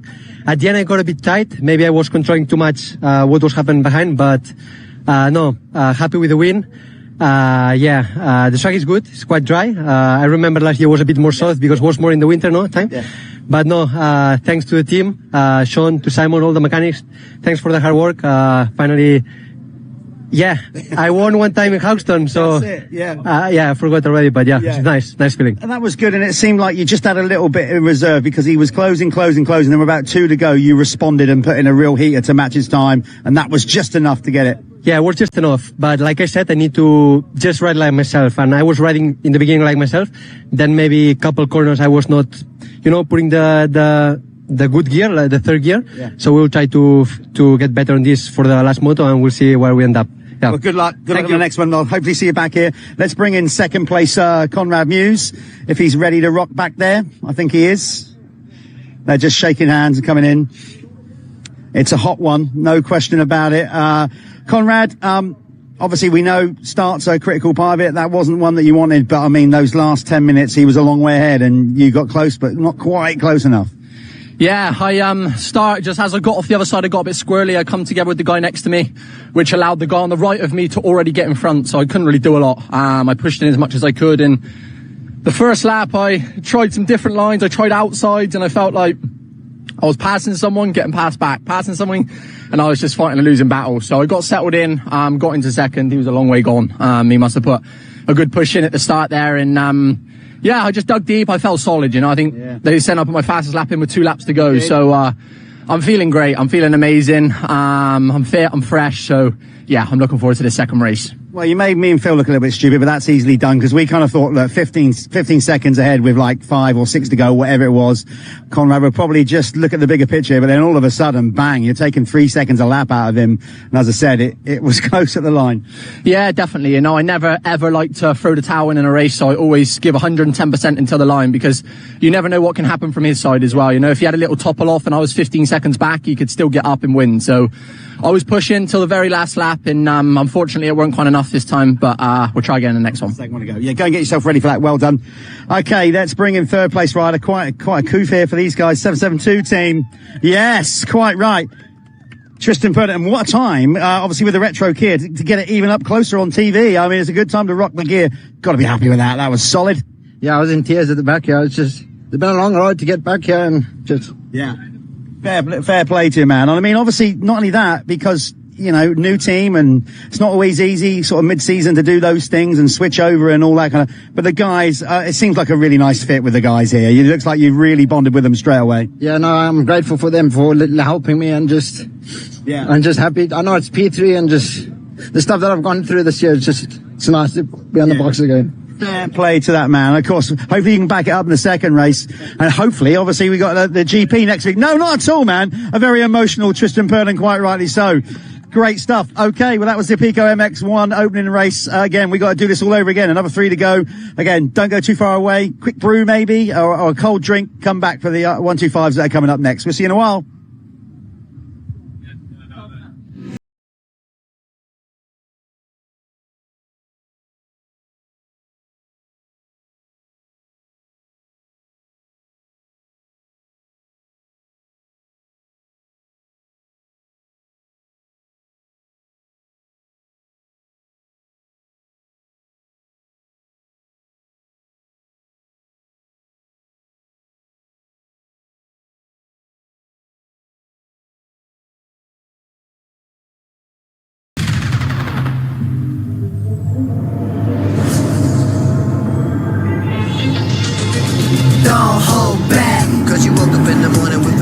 To move, so I make it harder. Don't hold back. If you think about it, so many people do be cool and look smarter. Don't hold back.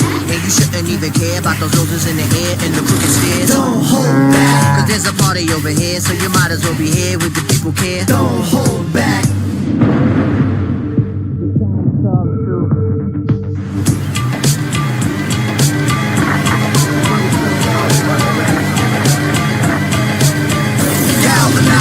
Trajectory and balance look good. You confirmed to go for orbit.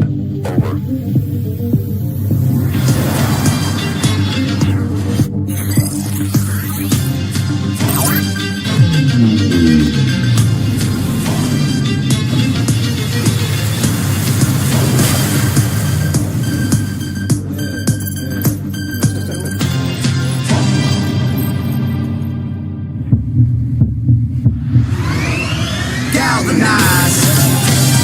Every day, Michelin innovates to move the world forward on the road and far beyond. Michelin, motion for life. This is Dirt Store. We're your one-stop shop for everything off-road. Find all of the latest products from the top off-road brands. Whether it's gear, parts, protection, or accessories, Dirt Store has everything you need to hit the track. Shop fast, ride fast.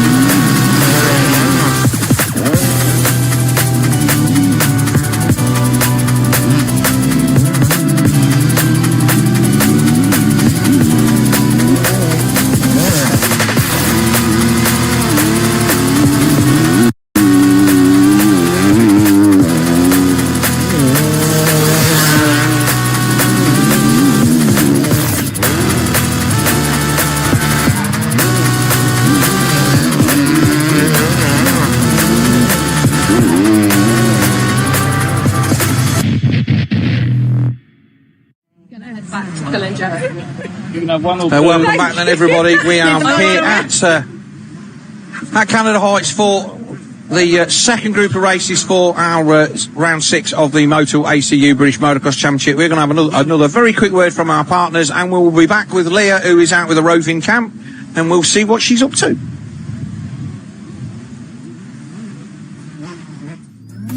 Welcome to Club Dirt Store, the new way to shop off-road.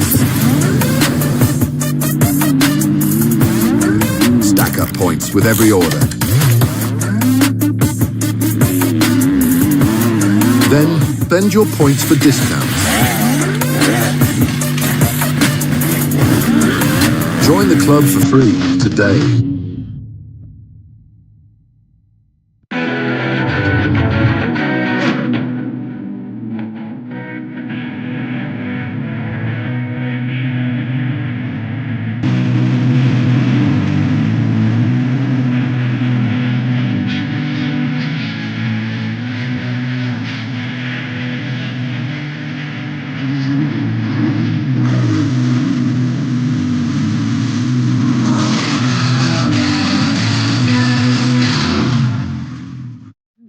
So I just want to take a moment away from the track, away from the racing, and just show you how beautiful it is here. The sun's shining. I've got 2 ice creams, not one, but 2 ice creams. The race is about to start again. Look at everyone here. Everyone's so chill. It's lovely. There's a breeze as well, which is always helpful. But what an amazing turnout from everybody here today. It's a fantastic day. But anyway, I need some ice cream to eat, so let's get back to the racing.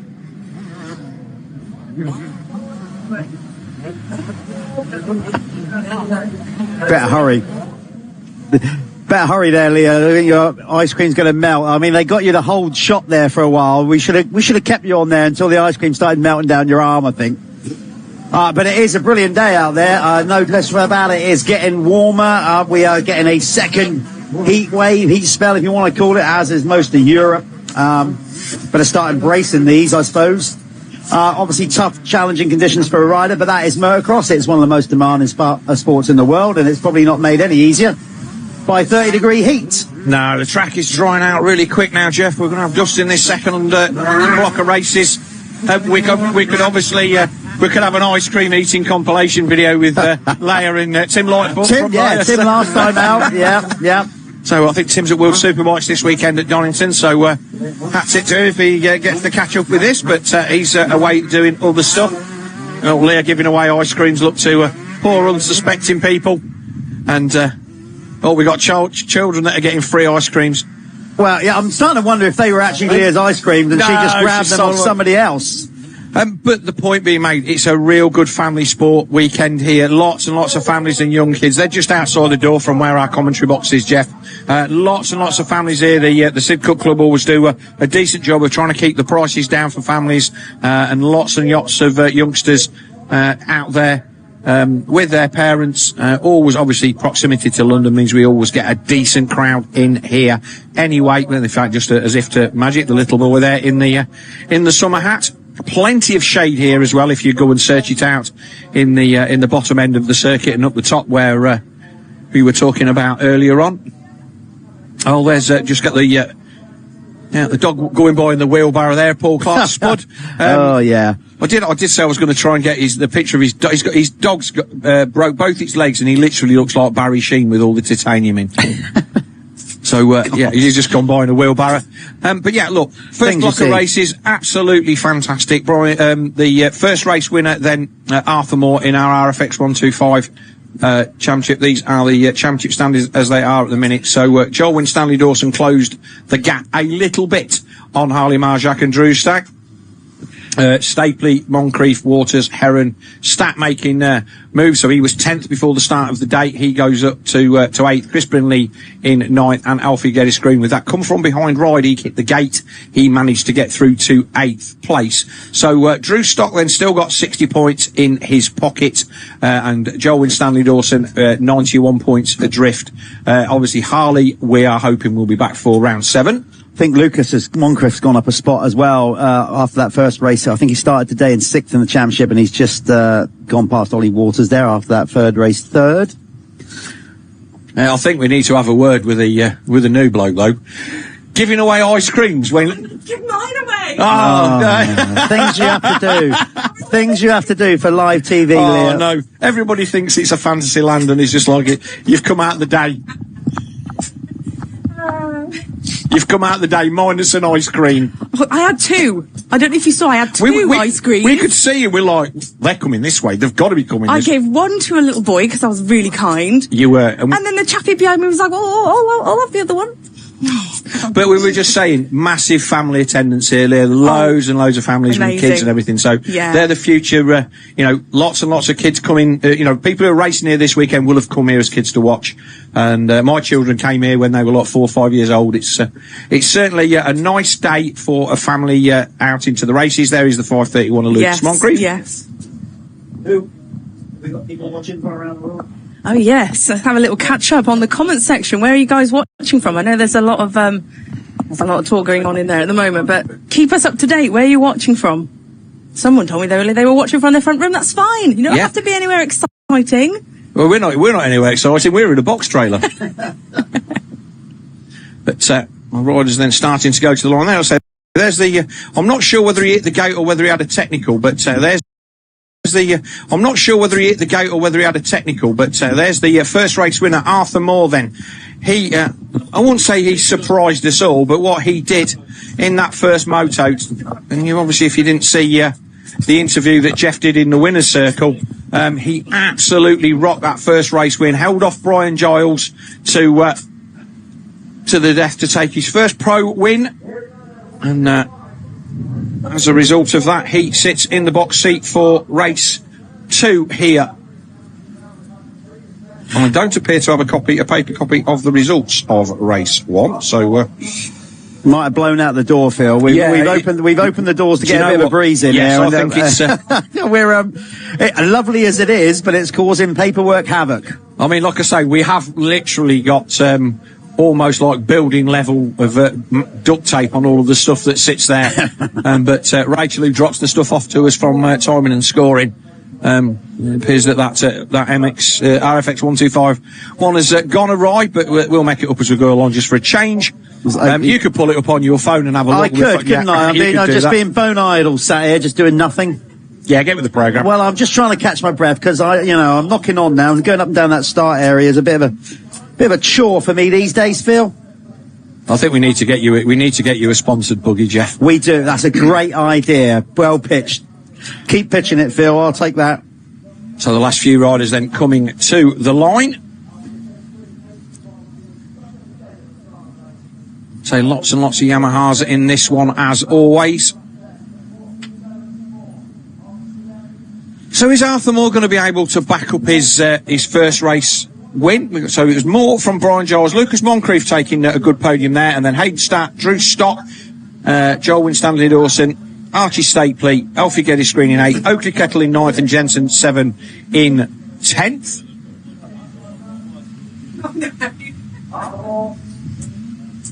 So we've had a few fall by the wayside, a couple of injuries this morning, and I think it was a 38 rider entry for this one, Jeff. It was, It's getting to the time in the season where we've lost a few people out of a couple of classes, and the 125 is no exception. See how dry it is there now. So the 15-second board goes up, the Spiral Graphics 15-second boards for our final RFX 125 moto of the day.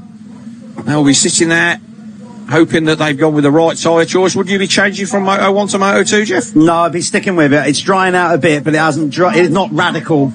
And the start's so key, Phil. Need a hook a few trigger fingers there and they're away. See how low it is up the start. So is it Arthur that's going to get the run again? I'm not sure it is. That looks like it's one of Stapley, I think. Stapley, yes. Drew Stock's in there in about 5th or 6th as well. Looks like everybody safely through so far. Yeah, Stapley on that. Very distinctive for this race only. The white and red retro Yamaha of the S. Briggs team. Is that Giles there in 2nd? Yes, it looks like young Brian to me. It is, yeah. You can tell by his size. Another good start from Moncrief. I just saw him back there. Better start from Drew Stock. There's Arthur Moore at the inside. Moore down the inside in 4th. So it's on the overall. Let's see if Moore can... Let's see if Moore can go forwards. He got a good start and held on to a fantastic win in Moto 1. Let's see if he can do the next thing, which is chisel out a result in Moto 2 that will give him the overall. As it stands at the minute, that sits with Brian Giles, who is sitting in second with a 2-2. But it is Archie Stapley leading his first laps, I would imagine, Jeff. Yeah, I don't recall him leading too many. Obviously, a big confidence booster for him. Putting a good first season, full season together. Well, certainly for the team anyway. Put it that. Obviously, he joined, stepped up last year towards the end, but got that really good ride with S. Briggs, a definite rider for the future. There is Stock coming under pressure. Yeah, it's like Hayden Stats. Yeah. So the 548 Chambers KTM wanting to put things right. They've already started to break away from the rest of the pack, which I think is Arthur Moore. There's Moore in fifth. Then I think it was Winstanley and Moncrief battling out back there. Yeah, Winstanley Dawson there, I think, is the next rider through. Oh, no, got that wrong. No, that's Chris Brindley. Chris Brindley, yeah. So Brindley having a decent start in this one. They're all getting over that now. It's dried out, Jeff. As Phil goes head on into his ice cream here. It's not the best timing to have an ice cream. I'm going to watch this race with great interest, not only for the results, but to see how Phil manages ice cream management commentary. All I can say is, Jeff, this is not my first rodeo. No, you crack on with that. Just make sure it doesn't melt. The speed he's going, that will be devoured by the end of lap one. Meanwhile, Archie Stapley leading the way. A good opening lap from him. And it is a good opening. Oh, look at this. Oh, no chops messing. Across the front of Giles to go to second. I told you he'd come out swinging this one. I knew that Drew would not have been happy with his first race there. It wasn't where he wanted to be.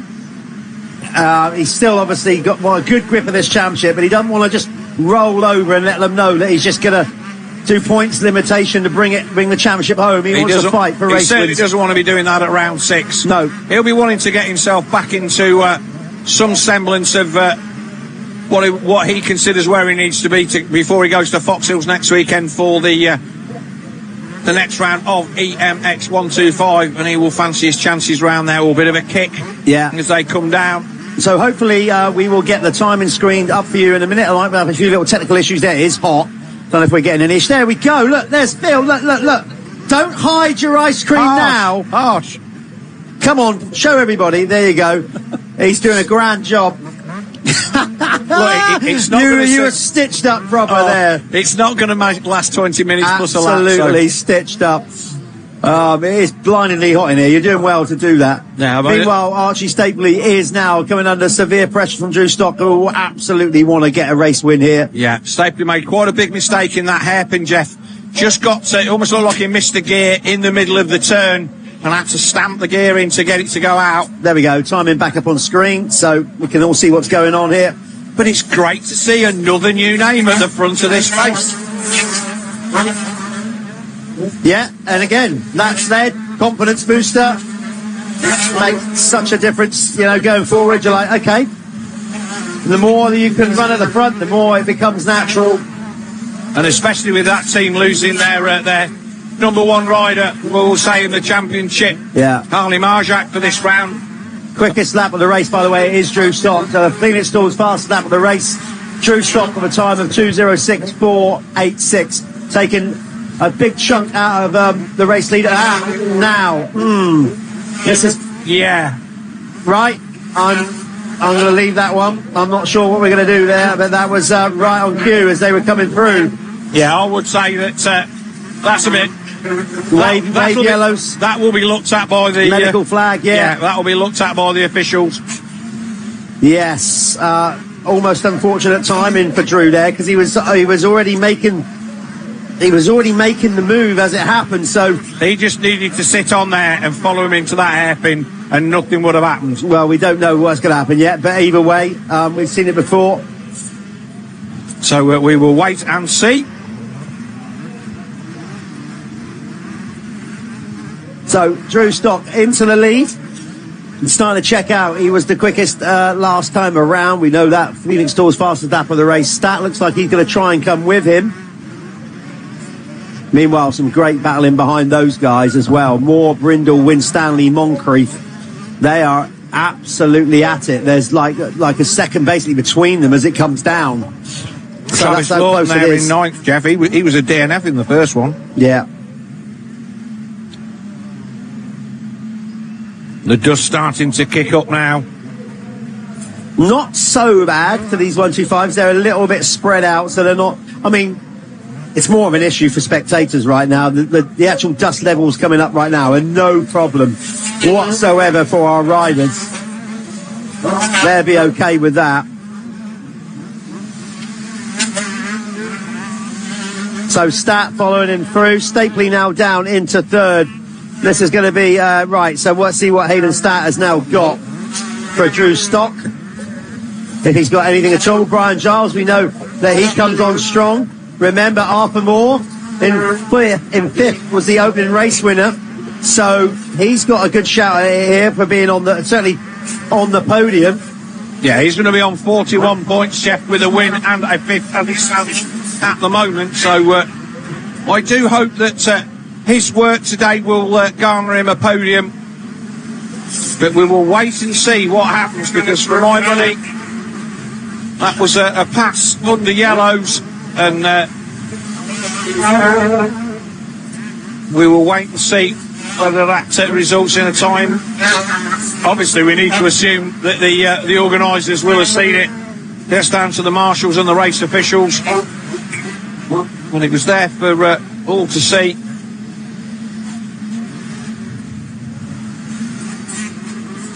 And like I say, I didn't actually see where the rider was down. So if the rider was down in the bottom of the dip on the approach to that, you could argue that, well, they'd cleared the incident, and that's what we don't have the sight of. Yeah, and obviously for us as commentators, we're just calling it live as it happens. Like, we couldn't quite see all the facts and figures there, but it was just a very awkward situation for, because, like I said, Drew was committed to making a pass. Yeah. So listen, obviously not for us to say.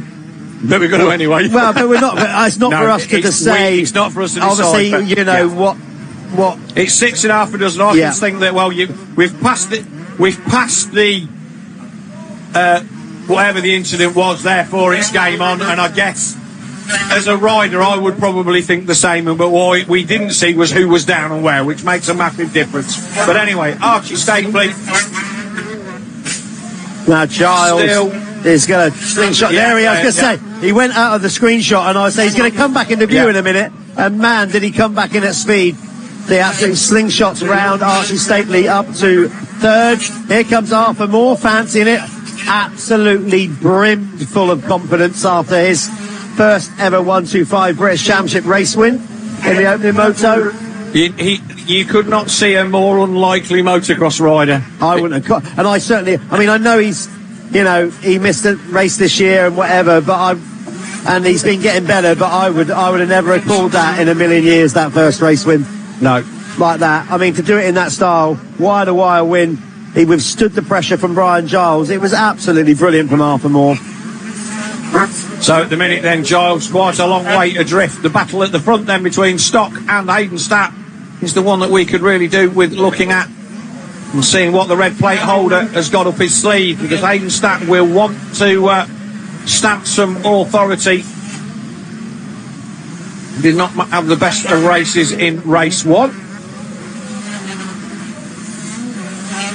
Flying, launching down that drop off into that corner. That's the track. It's nice course design there. Just kind of you're on the braking bumps, and then the whole circuit just seemingly drops away from you. They've made like a little drop off into the corner.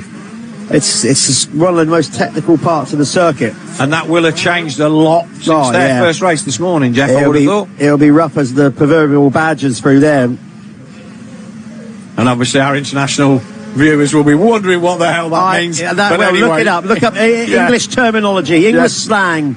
You'll soon work that out. YouTube is your friend.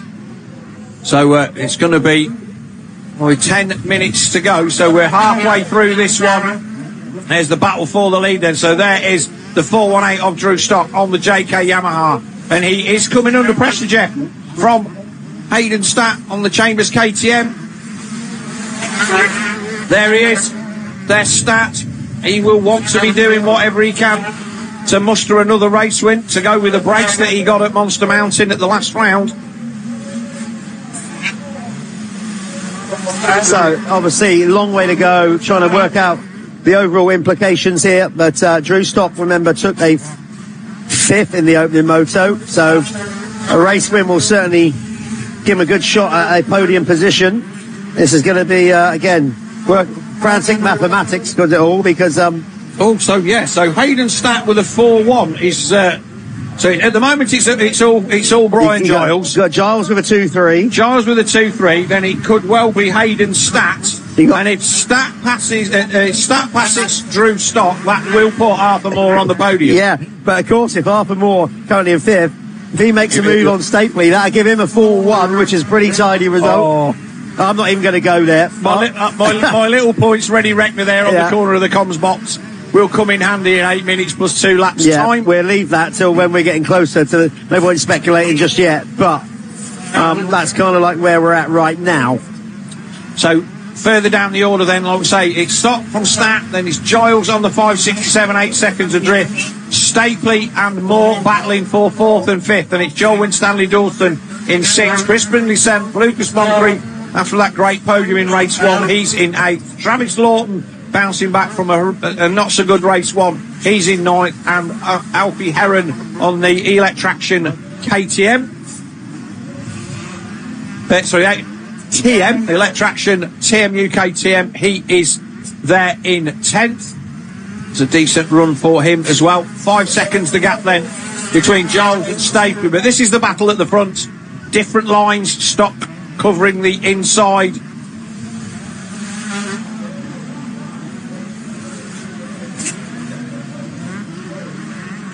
Yeah, it's they're pretty evenly matched. Well, you don't need really us to tell you that because they are on the screen together. It's kind of as you were. The gap is pretty much leveled out. Hardly anything between them. Last lap around, Hayden took 3/10 out of Drew Stock. Do you think that Hayden's just sitting on him now, Jeff? Was that what you'd be doing? Yeah, I think so. I think, he's been getting the board, just settle in. I would certainly, if they're that evenly matched, but he's taken a little bit out of him, I would take the race tactic of trying to just really study his lines for a couple of laps and then try to pinpoint an area where I go, right, that's my moment, and make sure that you get a run on them up to that point. He might just throw straight for the jugular, though, by the looks of it. But having said that, listening to a couple of things from the earlier interviews, Jeff, everybody's saying that, bearing in mind we had a sidecar GP here a couple of weeks ago, and they're saying, it's difficult to pass. It looks plenty wide enough, but as the track starts to develop, the good line goes away, and then you've only got one other one as a choice. And so it is difficult. Brilliant. 125 racing again. Year after year, 125s deliver action. Stick a bunch of teenagers on them. It's even better, because they they go all in. And they do make mistakes, and it makes for a very exciting race, and we are getting another absolute ripper of a 125 race here. Oh, here we go. Stat then trying to chop to the inside just so. Look, Arthur Moore back to 6th then, Jeff. He goes for it. I thought he couldn't come out of that rut, though, and Drew's going to get the run up the hill. Not quite. He is. He is. Oh, yeah, this is brilliant. But Hayden's just going to squeeze him at the top. He comes back. Well, if I say squeeze, Drew was having none of that. Drew's going to show him the outside of the track here. There's no squeezing going on here, mate. Oh, fantastic stuff. We'll come back to Arthur Moore in a minute. Joel Winstanley Dawson up to 5th in front of the man that won the first race. Let's concentrate on this. Wow. Fantastic racing. Well, it looked, when they went out of shot, he had the pass done. When they came back in the shot, no way, Jose. Drew was super aggressive. Did I see Hayden Statt wiping goggles there? Is he out of He could well be. Oh, lots of traffic. Stop down the inside. Statt gets a nice run round the outside. He's got to get up this jump. He's done it okay. These are the two fastest guys in this class pretty much, Jeff. Brian Giles can run their speed, and the rest of the guys I think are getting there, but on any given day these two are the favourites to win this, and it's great to see him going bar to bar at such a great venue here. Yeah, like you say, if you go on consistency over the year, of course, Arthur's just had the most amazing first race, but yeah, I mean, that's why Drew Stock's leading the way. Of course, Hayden Stapp would have been in contention if it wouldn't have been for that back injury. So yeah, they are what you expect. I mean, like you say, interesting to see what the idea and plan is for next year. I would imagine Hayden will.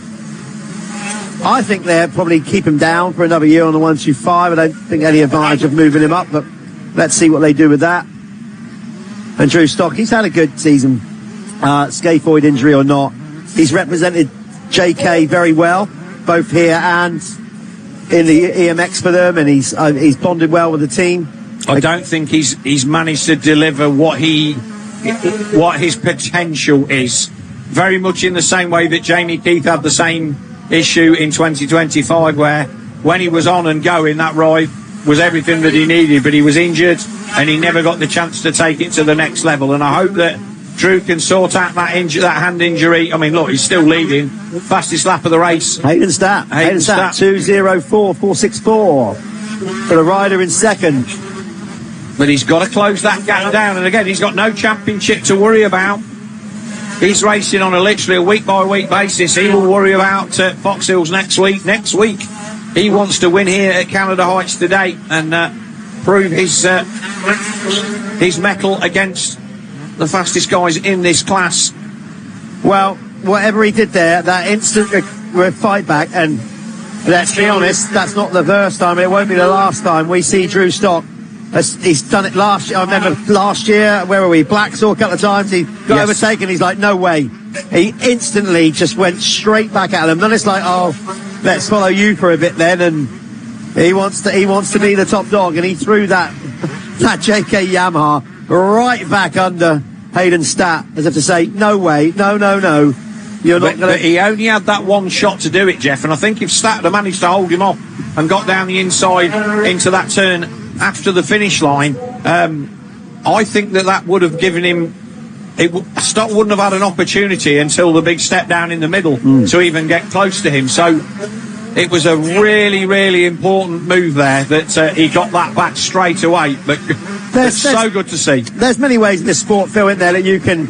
I'm going to use the word intimidate or get in another rider's head. Sometimes you can be so calm and methodical and patient that you get in another rider's head by thinking they're totally unflustered. Or you can have that reputation of being, I'm not to be messed with. If you're going to come and race with me, be prepared for contact. I'm going to throw everything at you. That was a perfectly hard and fair pass back by Drew, but he's already getting that reputation. When you get up to him, you're going to have to race him. Yeah, and again, these guys that are going out there racing in EMX, they're doing this for 22nd and 23rd place, which is what makes that such a difficult class to make any headway in.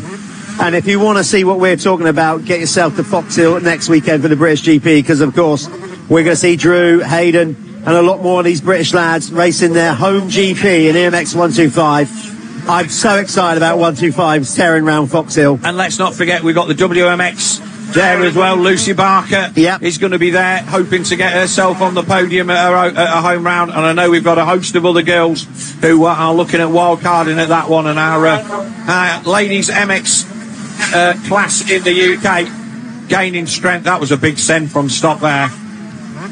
So they will be there to cheer on as well. And the women's racing has stepped it up a notch. I will be honest with you, watching the girls that race at Loretta's at any age, they do not take any prisoners, and they're almost more, aggressive than the boys of the same age racing each other. But anyway, here is Drew Stock on the JK Racing Yamaha. Well, that instant pass back, like you say, Phil, I think is just, I would say taking the wind out of Hayden's sails completely, Hayden Stapp's sails completely, but it certainly made him stand up and take notice, because I think he thought, right, got the pass done, let's get the hammer down. Before he even had time to really much get that thought out of his head. Yeah, Arthur Moore coming under pressure now from the 142 of Chris Brindley. So I think it's fair to say Arthur put everything into that first race, as we said before. Fastest lap of the race on the final lap was a testament to how hard he tried to take his first win, but he just didn't quite get off the line with these guys and lost a lot of time mid-race, so he's now back there.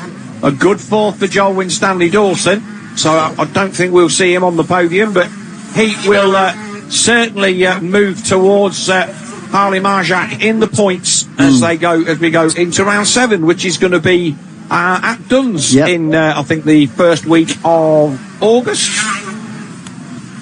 Yeah, it'd be great to see many of you that part of the world get yourself up there. Brilliant circuit. Just seen as well, Lucas Moncrief on the free flow Madison Crescent Yamaha, who took third in the opening moto. He's had a bad couple of laps there. He was running, I think, about sort of 7th and 8th, and he's dropped back down to 10th. So not sure what's going on there. His last lap round was he lost a fair amount of time, so maybe he had a little tipple over. Yeah. Shout out to Chase Panther as well. He was a DNF in race 1, 15th in this one.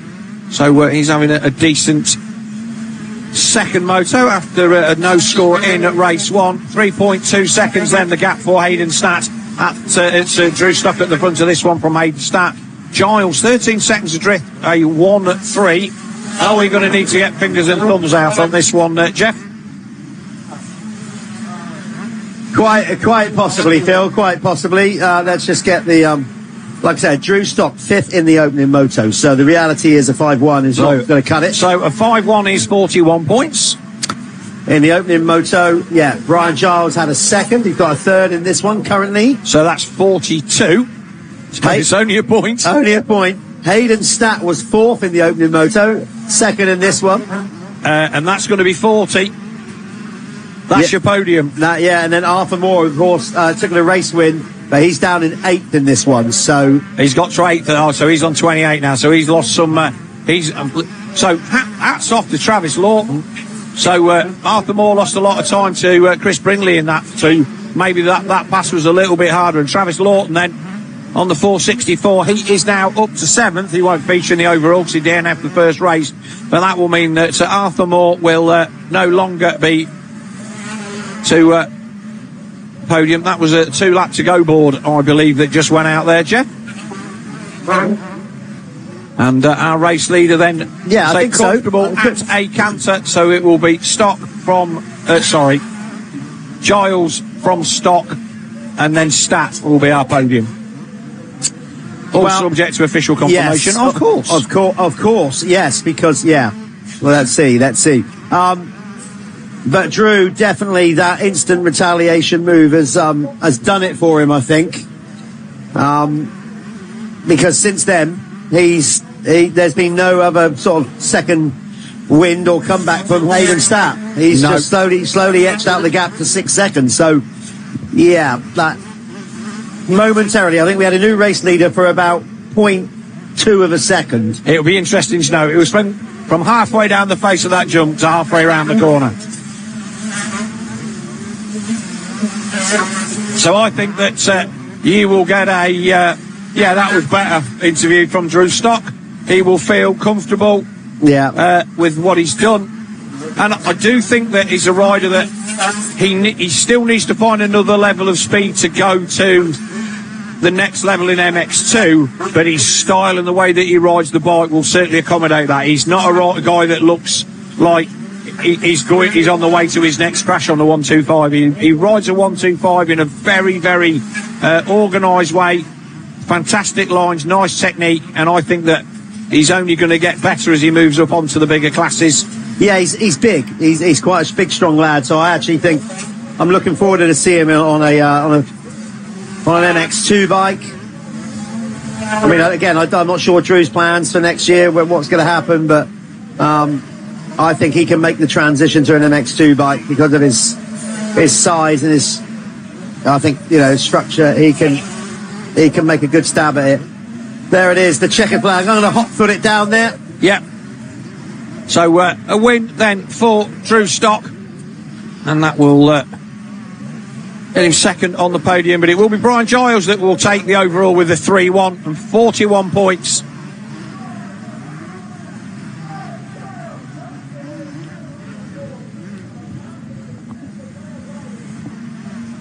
Joel Winstanley Dawson then will come home an excellent 4th. I'll say the tales of him at the Junior World Championship were just unbelievable.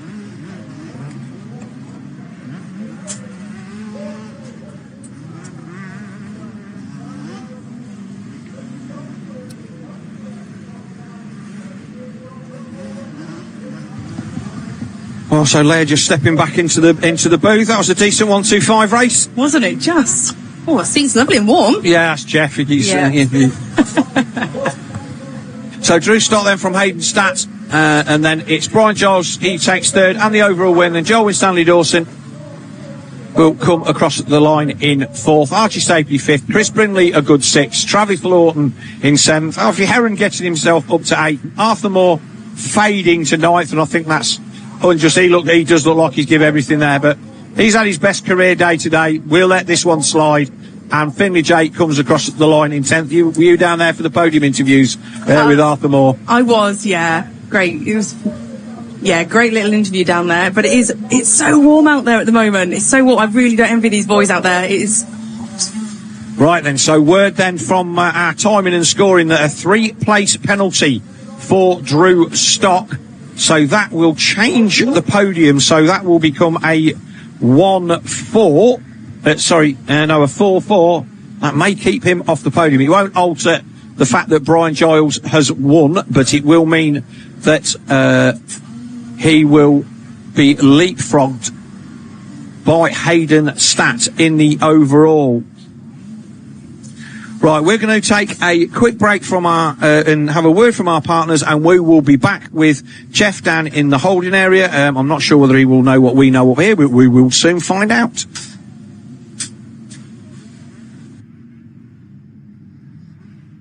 Is Dirt Store. We're your one-stop shop for everything off-road. Find all of the latest products from the top off-road brands. Whether it's gear, parts, protection or accessories, Dirt Store has everything you need to hit the track. Shop fast, ride fast.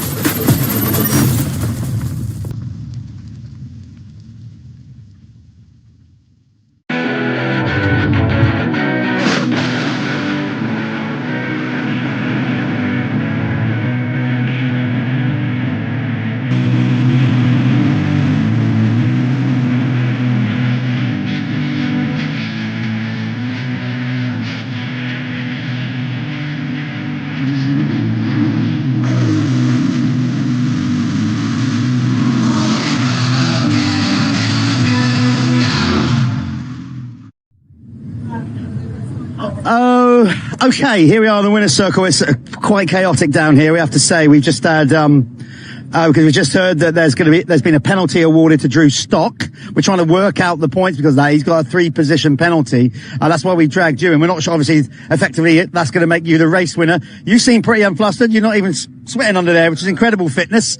You led for, I reckon, like half a second, and then Drew came right back at you. But overall, first race didn't go to plan, but that was a better one. No, definitely not. Just struggled with the start in the first one, but in that one I got out and just got to the front really fast and tried staying there. Obviously, Drew was there. I had Brian to pass, so I passed Brian, and then I locked eyes onto Drew. We kind of made our way through together, and then once we were like alone together, I just tried making the cleanest moves I could, to be fair, because the track's just so one line.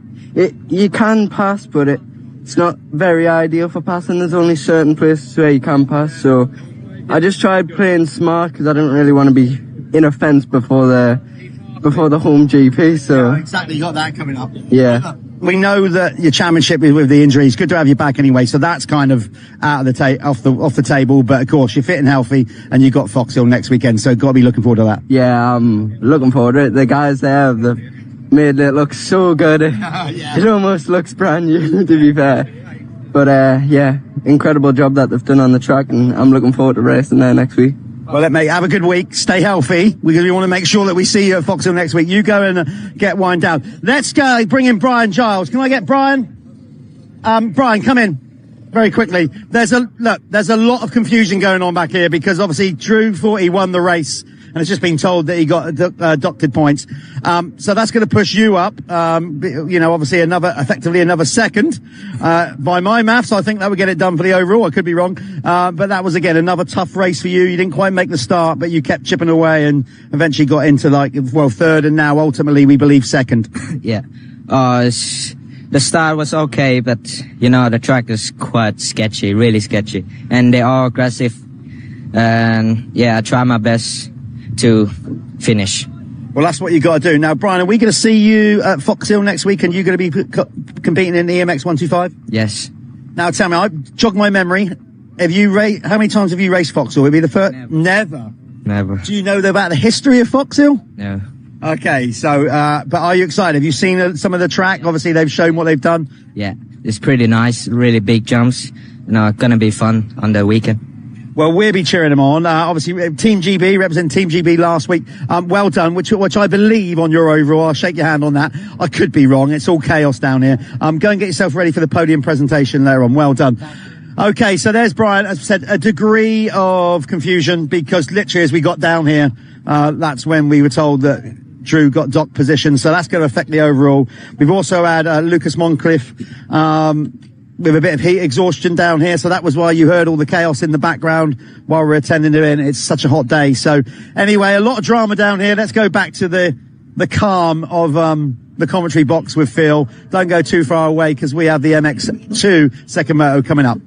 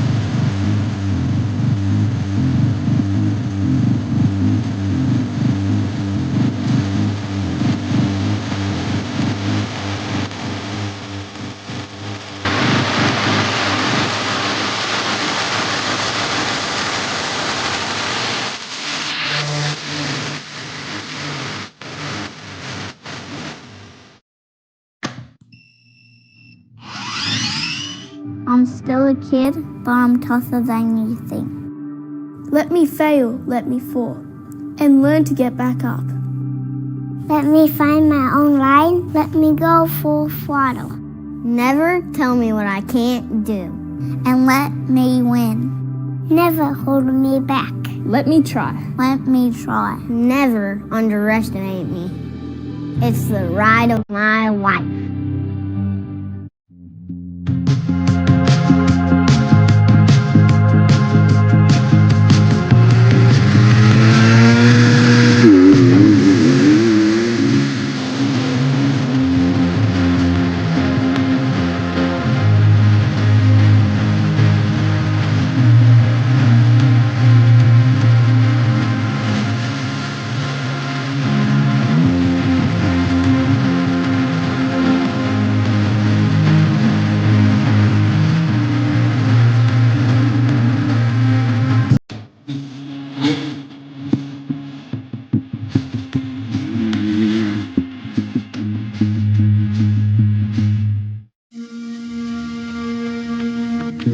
This is madness. It rages within us. From the world it seeks to consume. We dream, sweat, achieve.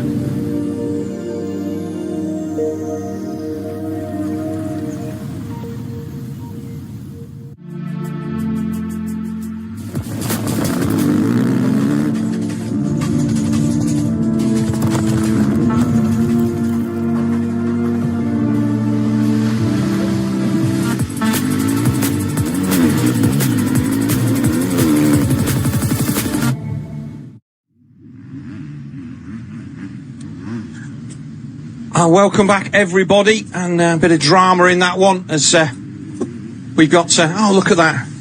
Jeff's scrubbed up well. So, Liz, you've been here with us today doing a lot of the social stuff. We just watched that RFX 125 race. Drew Stock then got penalised 3 positions, and he went back to 4th. And by our rudimentary mathematics, which I don't have the official results here to hand, but I think that may have got Arthur Moore on the podium. It was definitely Brian Giles that won, and Hayden Statt is second. As we watch our MX2 guys going off the line. So you've got one of your guys in this, Joel Rizzi, in his, is it 89 or 90 Kawasaki? It's 88. 88. 1988, yeah. Yeah, and it's a heart back to, like when we had stuff like that and you wanted to look like the factory guys, and they all look the same week in, week out. Now they don't even look the same one race to the next. It's really, really difficult to kind of get that level of... Well, we're really lucky. Obviously, Chad's one of the team owners at 772. Jeff's just walking in with a sandwich. Yeah, he's having it. We'll give Jeff a bit of a breather, but the poor guy's been running up and down the hill. It's a long way, actually. It is a long way. So we've got our second moto.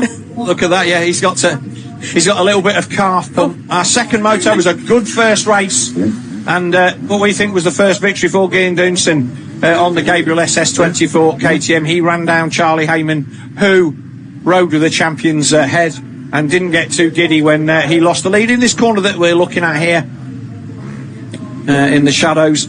So we will go and have a word from our partners, and we will be back with the gate drop of Moto 2 of our MX2 Race 2. Welcome to Club Dirt Store, the new way to shop off-road. Stack up points with every order. Then bend your points for discounts. Join the club for free today.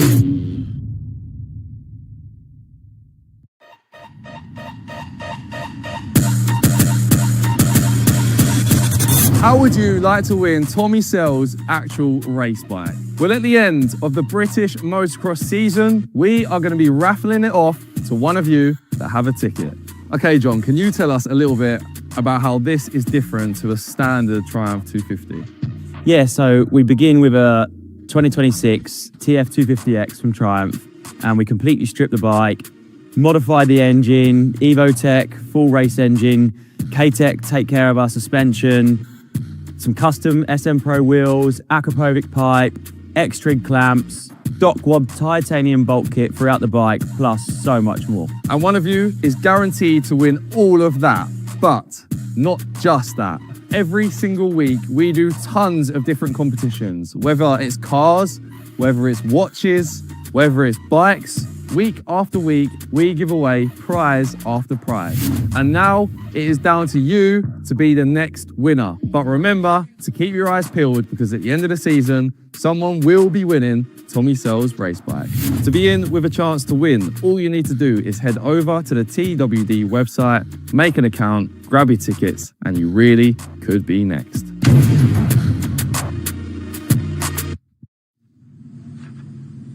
So welcome back then.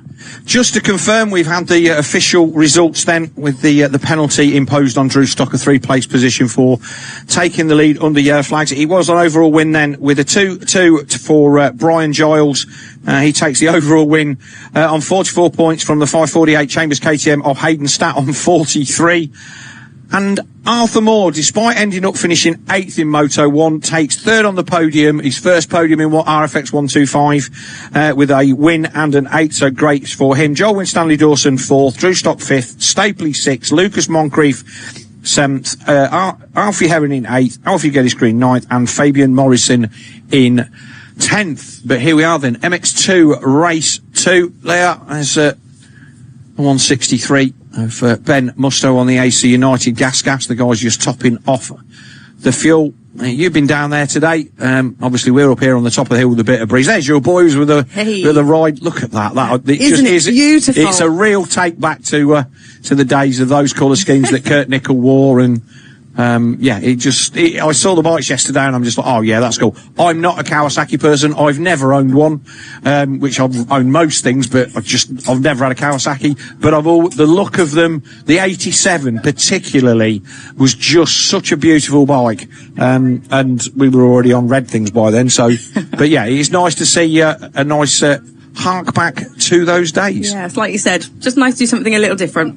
Yeah, and good, and we saw the same thing from Briggs Yamaha with their white Yamaha colour scheme as well. There's the 184 Goswell Honda of Jamie Keith. So he tipped off in the woods in that first one and lost a couple of spots, but fought his way back through, recovered quite well. He took 6th, but it was Gene Dunson who took the win by 4 seconds from Charlie Heyman, with Ollie Colmer an excellent 3rd, Musto in 4th. Billy Askew, he ran up front in 3rd for quite a while, and ended up 5th. And they say Keith, Glenn McCormack, Joe Brooks coming through after a tip off, also out of our sight in 8th. Joe Rizzi then 9th, and Charlie Richmond.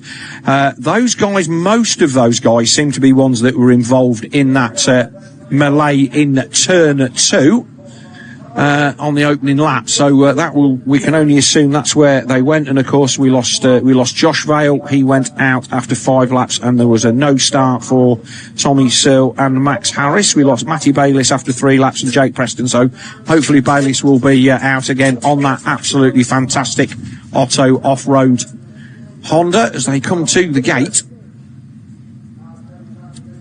Yeah, just sort of going back to Tommy, we haven't got a definite, have we? We haven't got a definite, but what had happened in obviously qualifying time practice was the chain snapped, which caused the crash. Yeah, he was ejected out the front door as he came up the hill from that shady corner down the bottom, from what I saw, and I was on the way down there as we saw the bike being pushed back. But like I say, it's a very stony track here at Canada Heights. We saw last week in the AMA Nationals that Hunter Lawrence was fetched off by stuff, dirt and things getting wedged in his chain in the chain guide. So very, very easy to happen. And hopefully Tommy is not too badly bashed about, but his defence of his MX2 championship is certainly now looking in doubt. He missed a round last year and still managed to hang on to win. I can't see the same thing happening this year. I think Charlie Heyman is a better rider this year. Really strong. Yeah, and as a result, that's going to make things very hard. There's up the inside, the 456 of Ollie Colmer. He had a good ride in race 1. There's the 11 of Ben Putnam, the 3rd of the Putnam boys. He's the son of Gary. He was here on a 500 KTM last year in the MX1, which was entertaining to see. Joe Brooks, he was coming off an EMX 250 second place in the last round of that, which was fantastic for him. And he's been finding his form this year. We'll be looking forward to seeing him in MX2 at Fox Hills next weekend. If you haven't got your tickets for that, then get on the website and do so. Obviously, you're going to be there. Your fundraising went well enough to make that happen. Yeah, it's been great, actually. We've obviously we sold enough raffle tickets. We will be picking them today, picking our 3 winners. Excellent. First, second, third prize, of course, and we will be announcing that on Tuesday evening on our vlog. Yes, so somebody will be getting some tickets and all sorts of stuff, freebies and hats and t-shirts and things. And would just say, don't check the weather for next weekend. No. Just avoid checking it. It'll be fine. So Moto 2 then, and they are getting themselves ready. It has been a warm day here. We've got a stiff breeze, and we've got the doors open at both ends of the comms booth, and green flag at the back then. So here we go. 15-second board is up.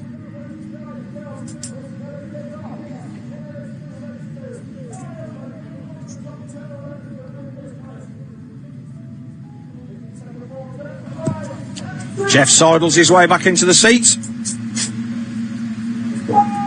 We go. Yeah, good job, Leah. Again, bringing us up to speed with a lot of stuff. But this is an important race. Who's that? I think that was Jamie. I think it was Jamie Keith. Yes. Difficult to say because the camera just drops away, but it looked like Jamie Keith.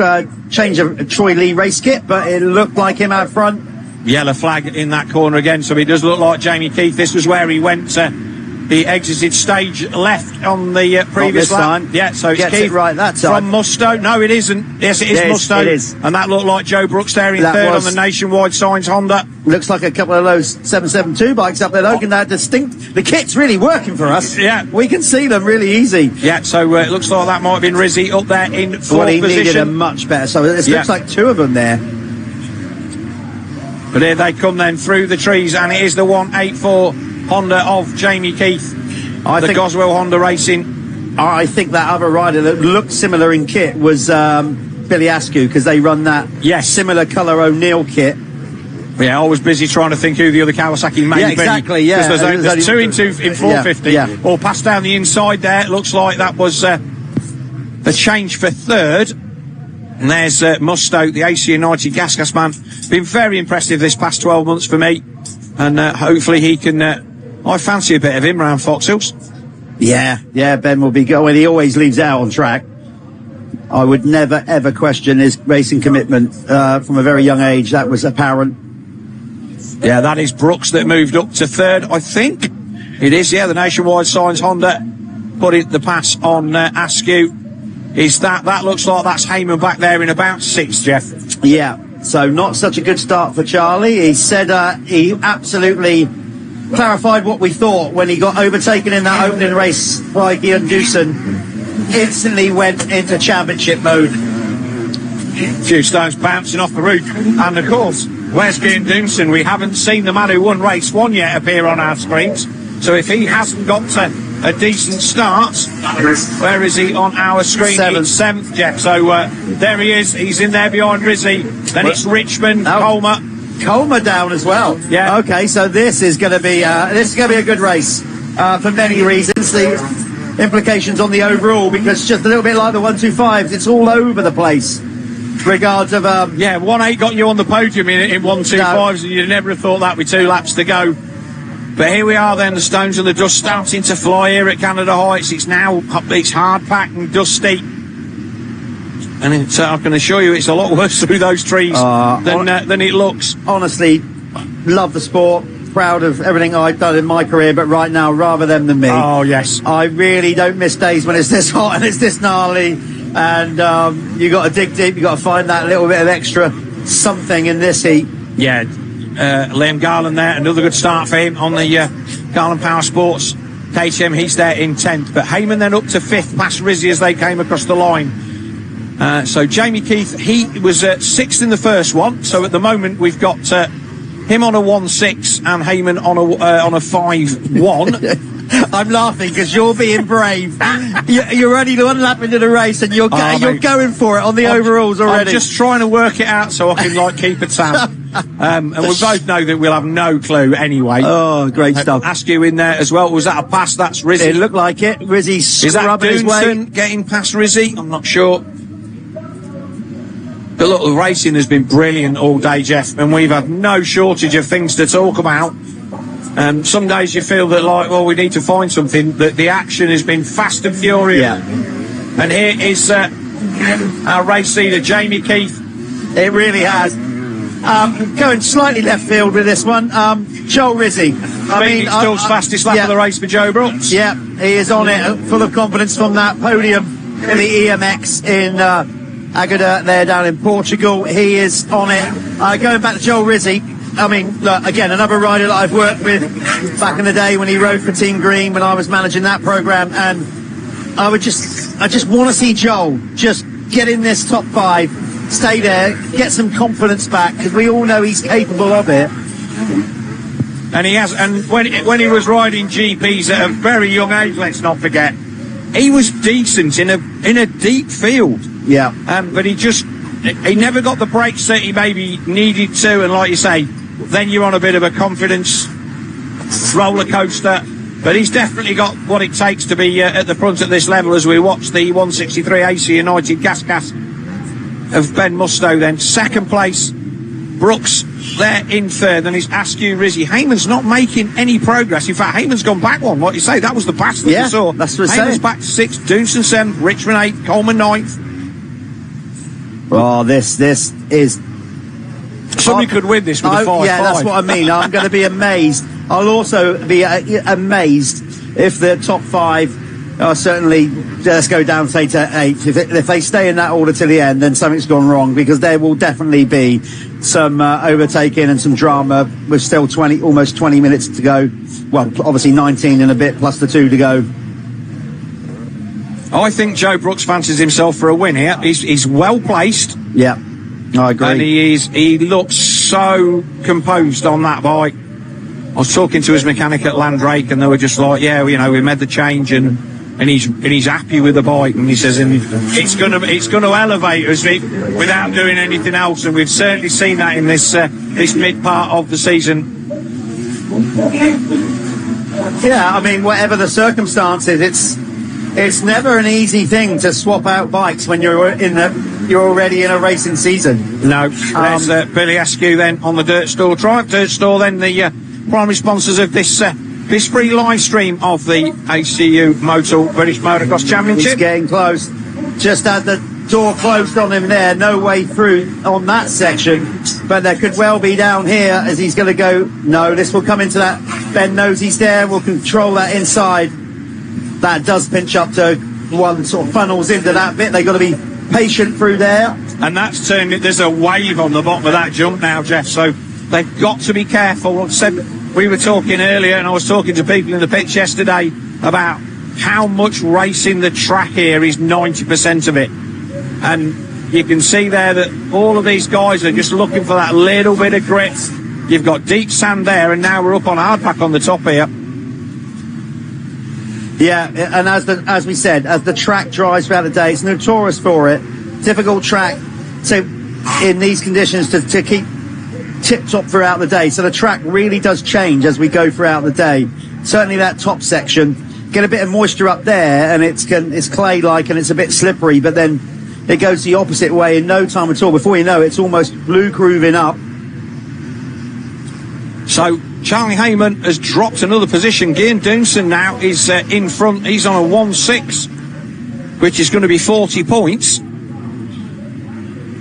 Well, yeah, so this is quite a talking point, because we've got that so used to Charlie Heyman now over the last 3 rounds or so, just basically controlling and dictating this championship. Ben Musto also sitting there in second position. He's on 40 points, and he is the man that is currently leading Doonson across the line. So as it stands at the moment, Ben Musto sitting in second position has enough points in the bag to take the win on a tie break, and that will be a fantastic bounce back if he can do that. But we've still got 16 plus 2 to go, Jeff. Yeah, we do. Heyman, I think Heyman's probably going, yeah, do you know what, this is getting sketchy out here now. We'll save ourselves for Duns. Yeah, I think you might be right. He did say like it was difficult. He also highlighted he felt it was very difficult with lap traffic as well. Neil Prince will have obviously given him a heads up as to what the team are expecting out of him, and what they expect is for him not to throw it down the track and take risks, and that's exactly what he's doing. He's sitting a little bit off the back now of Gian Doonson in 7th. He's got a 3-second gap back to Charlie Richmond, who didn't have the best of starts in that one. I thought as much. Phoenix Tools last time around, Phoenix Tools fastest lap of the race goes to Gian Doonson. He bangs in a time of 2:00.803. So the first race winner is on the move. And he does need to be on the move, because at the moment he needs to make places. He needs to pass Rizzi to take the overall win, assuming that Musto does not get to the front and pass Jamie Keith, and I wouldn't put that out of the realms of possibility either. But here is your battle at the front. The top 3 then, it's Brooks chasing in third, then Musto in second, but our race leader Jamie Keith on the Goswell Honda, showing the form that he opened the season with on that red bike. He's switched to Honda over the winter after what was not the best of seasons last year, but he came out swinging and took the first race victory. That's nice from Musto. Yes, it is, and they are, I think, let's just check the times, but visually it looked like they were a little bit closer to our race leader last that round, and I think they are. Yeah, they've taken a little chunk out of him. Yeah, so last lap around, they took nearly 9/10 out of Jamie Keith. It's all starting to concertina up a little bit. There he is, and there's Musto. Yeah, you got your top 6 in that shot there, Jeff. Excellent, love that. And it looks mistake from Musto, and then whatever bump caught Musto out did exactly the same for Joe Brooks. So they both lost at least a second, and here comes as a pass. Yeah. So that's Askew finding his way back past Joe Brooks. And Joel Rizzi's coming with them as well. This is brilliant stuff. I missed that. I was just looking down. Would they hit a rock or something? So it was almost like there was a hook on the way out the berm. Yeah. And Musto just seemed to get the front thought in it, and then Brooks did exactly the same thing. And it would have been an ideal chance to make the pass that that Askew actually ended up making. Yeah, so Askew benefiting from that then. He's looking good and much better in this one. So Billy was 5th in the first one. He's now running 3rd in this, so a 5-3 will be 36 points. I'm not going to do any more of this. Let's leave it till 5 minutes to go. Yeah, about 3 to go. I'll tee you up for it. Get your abacus out and get going. But Billy Askew is closing in on the leaders. He was 3.5 seconds adrift of the race leader as they came across the line at the end of the last lap, Jeff. But I think, just on the visuals that we can see there, I think he might be just a little bit closer. Whoa! A stone wow, we've just had a stone come flying through the door, nearly smashed the screen. Alright, and we thought we were safe here, but clearly not. I think we might need to be putting the door up, Jeff. Yeah. He's drying out really quickly here now at Canada Heights. The dust is flying. Right, this is Jamie is gonna. I mean, Musto will go and go and go here, just like relentless. He's one of those. He just grinds. I wouldn't want him behind me, but I know he just won't give on it. No, Charlie then, Jeff, he started to drop off quite considerably then. He's now 7th and 6 seconds adrift of Gian Doonson, who is battling for the overall. He needs to make a pass on Joel Rizzi to take the overall, and as it stands at the moment, he's tied on points with Musto. But again, in the grand scheme of things, if you take Searle out of the equation, which we're going to do, we don't know if he's going to be back for Duns or anything like that. His next nearest championship competitor was Doonson, who finished in front of him in the first race. He's only 1 position in front of him in this one. It's not a big deal, it's not, you know, if the flag came out now, he'd lose 5 points to Gian Doonson. That's not a big thing to write about. Bearing in mind he was 66 points ahead of him coming in. Yeah, this will elevate Musto in front of Charlie Richmond in the MX2 Championship and also in the under-21s. But like I say, still a long way to go. Anything could happen, and we've seen that so far today. That we've got races gone down to the last lap. 11 and change and 2 to go. And the gap then at the front, Jamie Keith is... I won't say he's controlling this race, but nobody's put a wheel on him yet. Jeff? No. Askew is coming. He is. He looks good. Yeah, that is good. He is now really rolling because he is right on the back wheel of Ben Musto. There he is. There's Brooks, and Rizzi is hanging in there. Great stuff from Joel. Right, so Ben, yeah, that's why Ben's going nuts up on the commentary tower, because he can see stuff we can't, and we just saw Askew going into second. So Musto drops to 3rd, Jeff. That was not on my bingo card. Billy Askew makes a great pass. Are we going to see the Bilster take a win? Quite possibly. I have to say, Brooks is now regrouped after that. He has. Little, whatever it was, coming out of that hook corner a couple of laps ago, or a lap ago. He's now back up to speed, and it looks like he's going to be trying to plant a move on Musto within the next half a lap or so. And what that does, it hands the overall, as it stands at the moment, to Gian Doonson. Stop laughing at me. No, fair play to you. I'm trying to keep up with it. Incredible mental arithmetic here. Must have been that sugar hit from the ice cream. Oh, the ice cream, mate. When he said you want an ice cream, I did not believe for a second he was going to hand it to me in the middle of a race. Look, I'm not one to turn down things like this. Well, you know, ask for and you shall receive. Yes. So out of the shadows then, the 441 Dirt Store triumph of Billy Askew. He's having a good day, Billy. This is as good as I've seen him ride this season. He seems to have a nice flow about him. They dipped out of a few EMX rounds to get a few things sorted out. And I feel now that he's riding with the confidence that we expect from him. And, that's nice over there. Yeah. Again, it goes back to what we said, this really tough transition. Prolific in the last couple of years of his youth career. But now he is absolutely ripping. Let's see. Well, Jamie Keith's last lap was a 2:03, so he really did lose a bit of time. And all the while, Askew ramped it up. That is why they have now kind of met on track. Joe Brooks has already gone past. In fact, Mustow's dropped down to 6. Rizzy and Doonson's gone by. So Mustow's done a nonsense there. Well spotted, Jeff. There's a 67 of Matty Bayliss on the Otto off-road Honda. He's going to go a lap down. He's obviously having a bit of a mare, but here's our race leaders then. Three-way battle, no question, because Brooks is right there. Brooks is catching them up. Let's see a look at his last lap. Well, Brooks was the quickest rider on track last lap around. Oh, this is going to be something. They're going to catch these guys in the trees.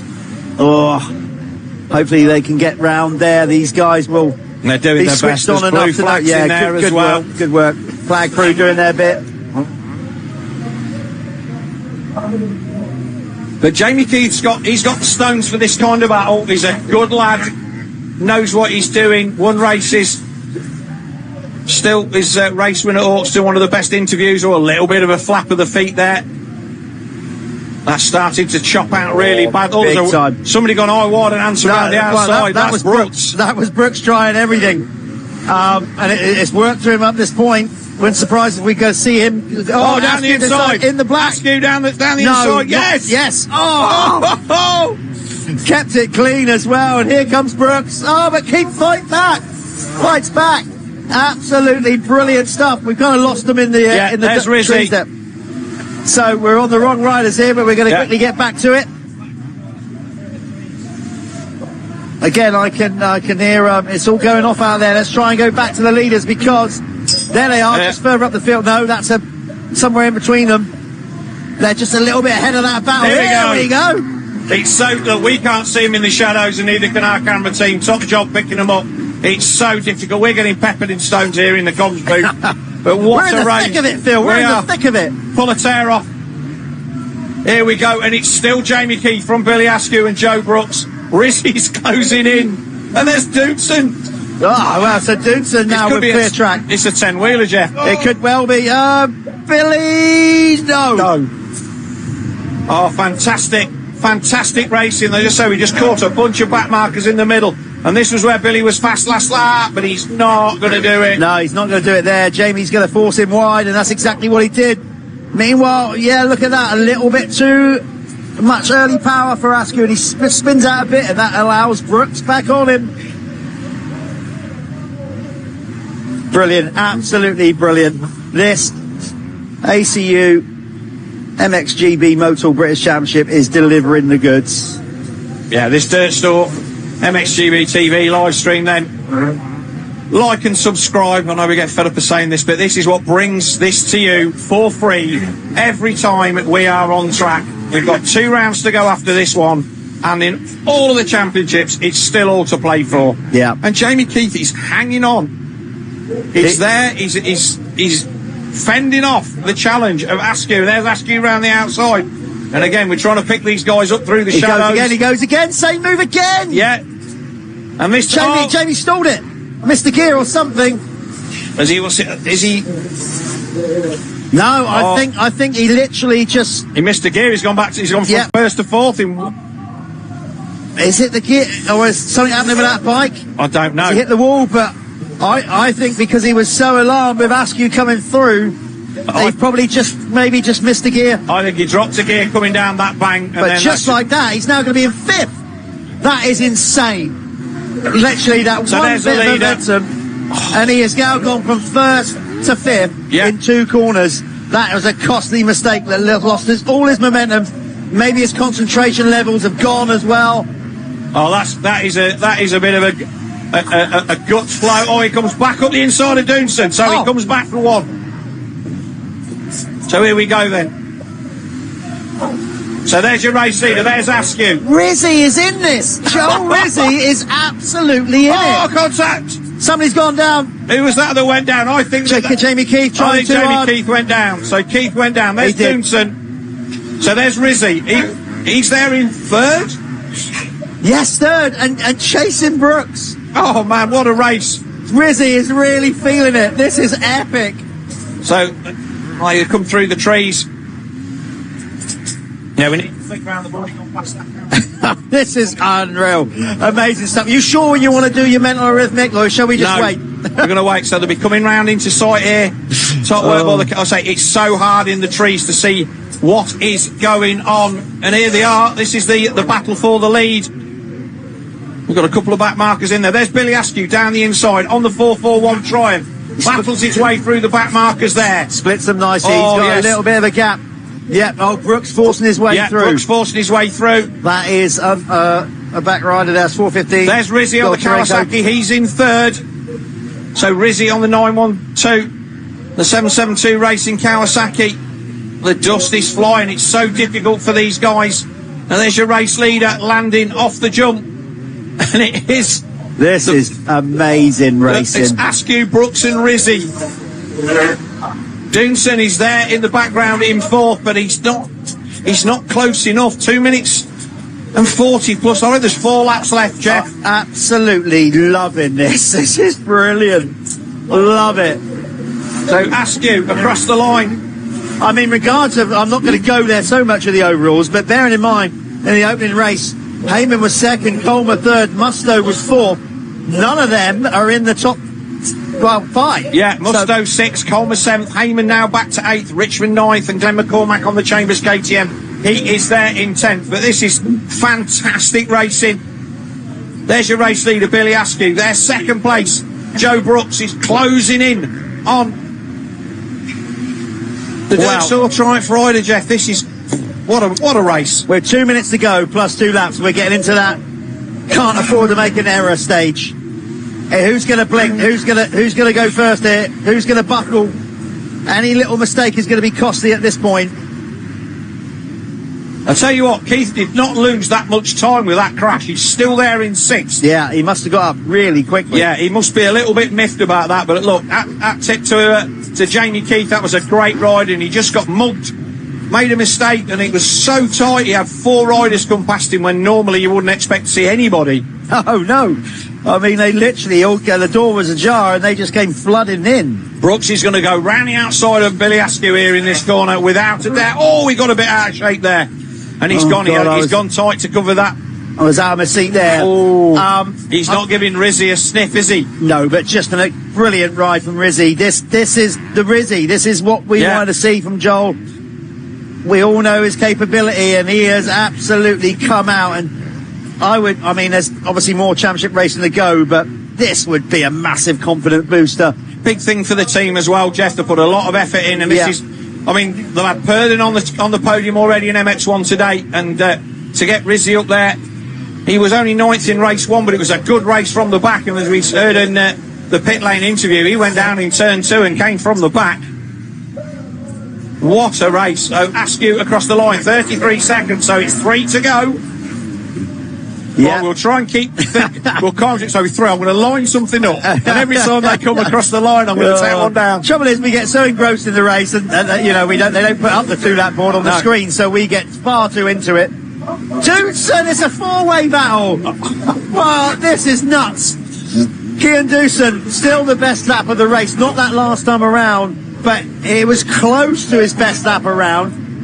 He's still there. He's in for the overall. He doesn't need to pass any of these guys to take the victory, but he wants the points. He's sat there in 3rd, 66 adrift. Oh, he's going to pull some points to Charlie Heyman. There, the guys looking for them. They're just ahead of you, fellas. There we go. Right, so Doonson, regards of overall, is in a strong place. He won the opening moto. He's fourth in this one. Yeah, and he is now making moves all over the back of Rizzy. Rizzy's going to have a go down the inside of Brooks in the trees. This is fantastic stuff. And like I say, you have no idea how hard it is to pick all these guys out in the trees. Look at Phil, all four of them there. Look, there they are. Bang, bang, bang, bang. That is it. That is it. There's got to be like just over a second between the top. It's a pass. He made a desperate move down the inside, did he not? Oh, is Brooks going to go around the outside? Oh no, so Askew hangs on. Yeah, but back behind there, Rizzy has got his hands full big time with Doonson. I'm watching these two, you watch the other two. I watched the other two. I thought Doonson made a move, not quite. No, Rizzy. Oh, Brooks to the lead. He's done it. Joe Brooks on the Nationwide Honda. Yeah, he's there. He's into the Rizzy lead. right there, all four in one corner. This back marker just needs to jump out of the way. He did. He laid up there. That's fine. So a new race leader. They're going to come with 2 to go. This is two to go. We're doing it right this time. I'm staying to the end. I don't care. Yeah, no, you do that, Jeff. And I think it was. So here we go. 2 to go. So it's now Brooks from Askew with Rizzy there on the Kawasaki in third. Oh, he nearly took the front. Yeah, I thought that was it. Just it could have easily bit and spat him out the front door. What a performance from all of these guys. This is something else. I mean, when you get a two-way battle for the race, here we go. Rizzy's up the inside of Askew. No, he's not. There's your race leader. But having 4 go at it, that is a privilege. Just a tad. Yeah, they have that lap. Not so good for Gil. I think he might have got held up there. Oh, mistakes all over the place. Lost the rear end coming out of there. They are literally grappling for traction right now. They are pushing the limits. Rizzy's going to go down the inside of Askew. Well, he just disappeared out of shot. Did he get it done? Not quite. But he's eating so much dirt. He is pushing. I've already forgot how many laps we got left. No, we got 2 to go. 1.5. Yeah. So Joe Brooks fights his way to the front. He was 8th in race 1. Well, we know he can do it after his performance at BMX. Points. Askew coming in hot. Doonson goes slingshots around the outside again, trying that outside line. But Askew fights back. This was a good place for him. He's too far back to run it in from there, but he gets close. And the trouble is, he leaves. That's a good part of the track for Rizzy as well. There we go. We're back to all 4 on the same part of the track. Oh, what a fan. Look, this is one of the best races I've seen anywhere all year, Jeff, without a doubt. Absolutely brilliant. So your top 4 then separated by 2 and a bit seconds as they went across the line last time. It's going to be 1 to go. And Joe Brooks has fought his way to the front, displacing Billy Askew, who did the same thing. Eamon's gone back to 9th, so his 1.9 will not see him stand on the box, but I don't think that he's going to worry. He may even have a problem, Jeff, but let's concentrate on this battle at the front. These are the boys that have earned our respect in this moto for going at it for 20 minutes plus 2 laps, well, 25 minutes plus 2 laps, sorry. And it's definitely still all to play for.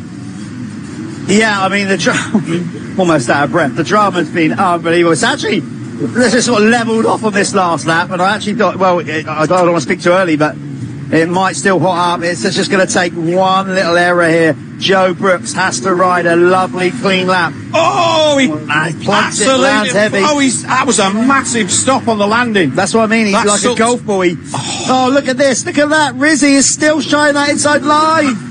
He sent it up the jump and just landed in the soft. He was up there on the left. Oh, look at Rizzy behind him, and they're simultaneously closing in on Brooks after that mistake. Oh, look, there's going to be a send in the shadows, and we're going to have no idea who wins. You're right. No idea who wins. Askew is going to go for it. They're going to catch this back marker. They're going to catch this back marker in this hairpin here. Billy launches down the hill. This is his spot. This is where he's made moves already. Oh, the back marker gets out of the way. This next straight, and he's close enough. It's going to be in the shadows. We're probably going to miss it. I'll try and give us a bit of shade on the screen. Here we go. He's a long way back. No, he's not. No. Too far, too far. Joe covers it off. Rizzy's right there as well. Oh! I so thought he was off of it. So if you ever remember the bit with the guy that does the podcast and they all put their hands on the head, that was me and Jeff there. Oh, I thought he chucked it away. We were doing the big Joe Rogan bit. Oh, he had the front part of lock, stock, Rizzy is still there. Trying to hold down that third one. Doomson is right alongside him as well. It's going to be Brooks, is it? It's got to be, surely. Oh, there's like 50 yards, 30 yards to go. Here we go. It's a win for Brooks. Askew second, Rizzy third, Doomson fourth, and the overall. What a fantastic race. Jeff's going to have to sprint down there. What a fantastic race. Musto is going to come home in a distant fifth. I'm going to try and work out who the hell won what. But what a fantastic race that was. Coleman will be sixth. Jamie Keith will come home seventh. Richmond eighth. Heyman ninth.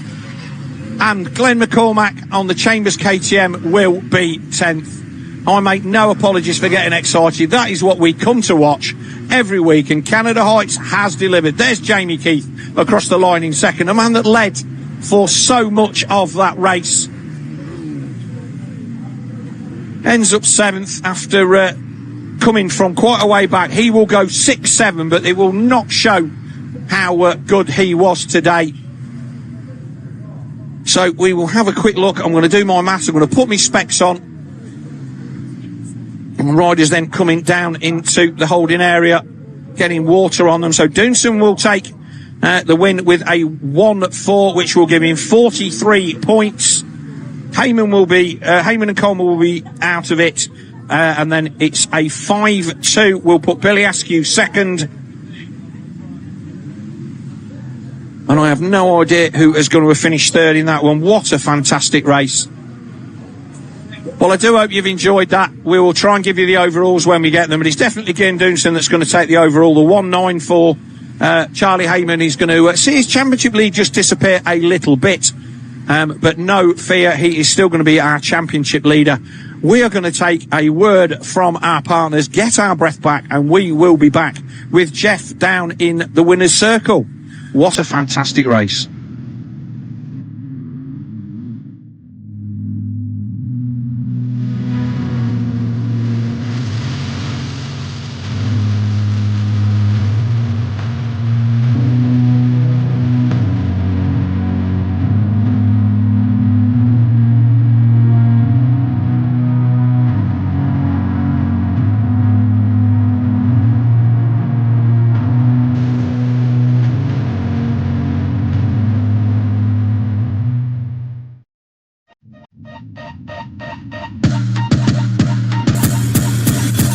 How would you like to win Tommy Sell's actual race bike? Well, at the end of the British Motocross season, we are going to be raffling it off to one of you that have a ticket. Okay, John, can you tell us a little bit about how this is different to a standard Triumph 250? Yeah, so we begin with a 2026 TF250X from Triumph, and we completely strip the bike, modify the engine, EvoTech, full race engine, K-Tech take care of our suspension, some custom SM Pro wheels, Akrapovic pipe, X-Trig clamps, Dockwob titanium bolt kit throughout the bike, plus so much more. And one of you is guaranteed to win all of that, but not just that. Every single week, we do tons of different competitions, whether it's cars, whether it's watches, whether it's bikes. Week after week, we give away prize after prize. And now it is down to you to be the next winner. But remember to keep your eyes peeled, because at the end of the season, someone will be winning Tommy Sell's race bike. To be in with a chance to win, all you need to do is head over to the TWD website, make an account, grab your tickets, and you really could be next.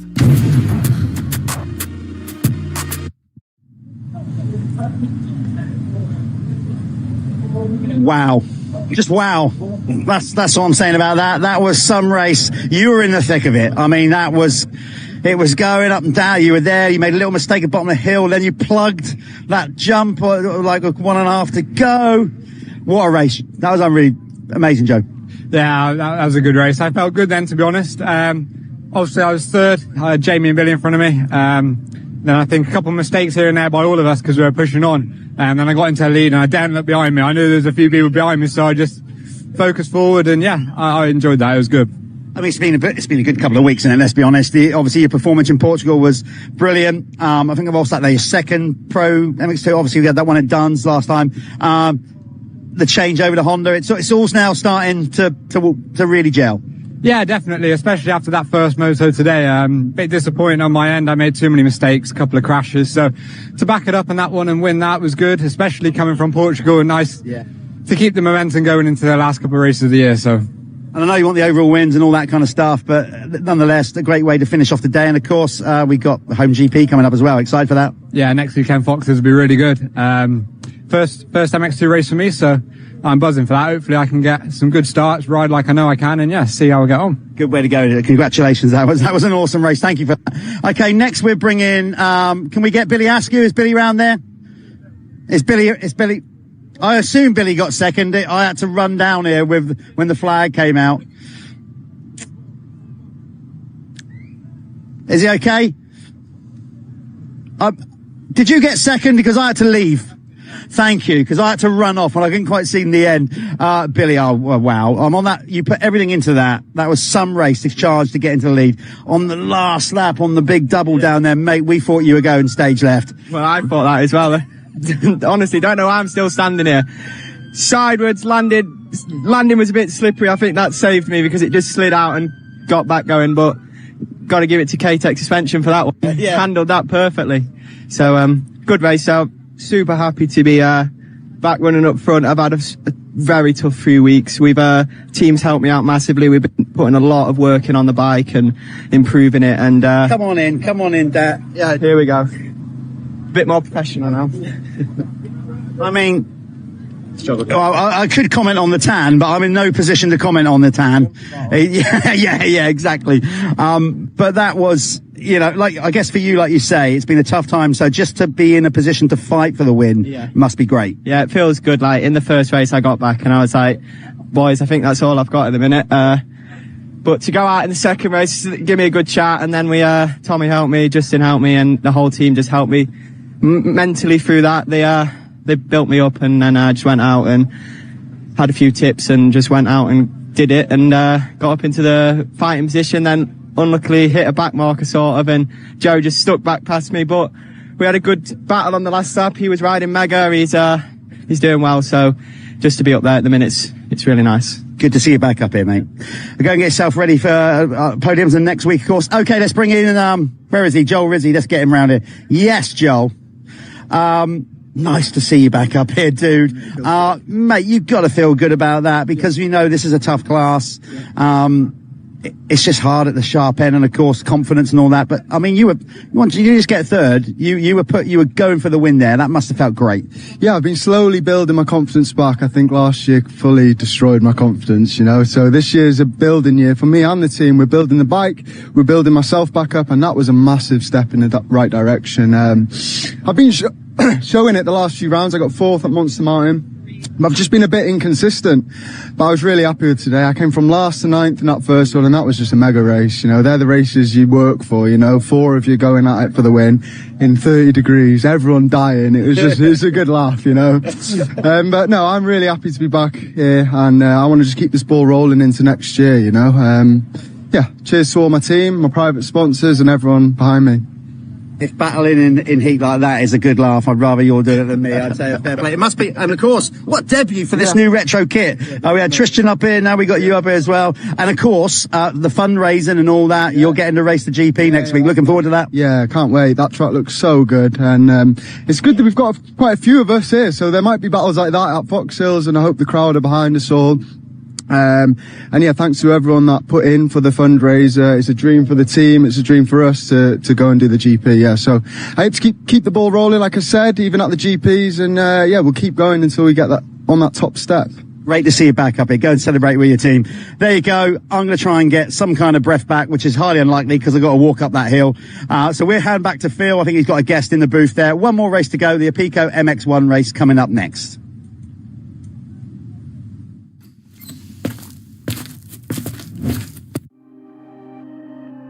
that ride, you're in control. Create something unique or choose from our wide range of base designs. Stand out with eye-popping colours and bring your kit to life with personalised details and logos. With our advanced materials and proven durability, our kits are built to perform. Head to our website and start designing today. Look good, feel good, ride good. MXology, next generation performance in off-road.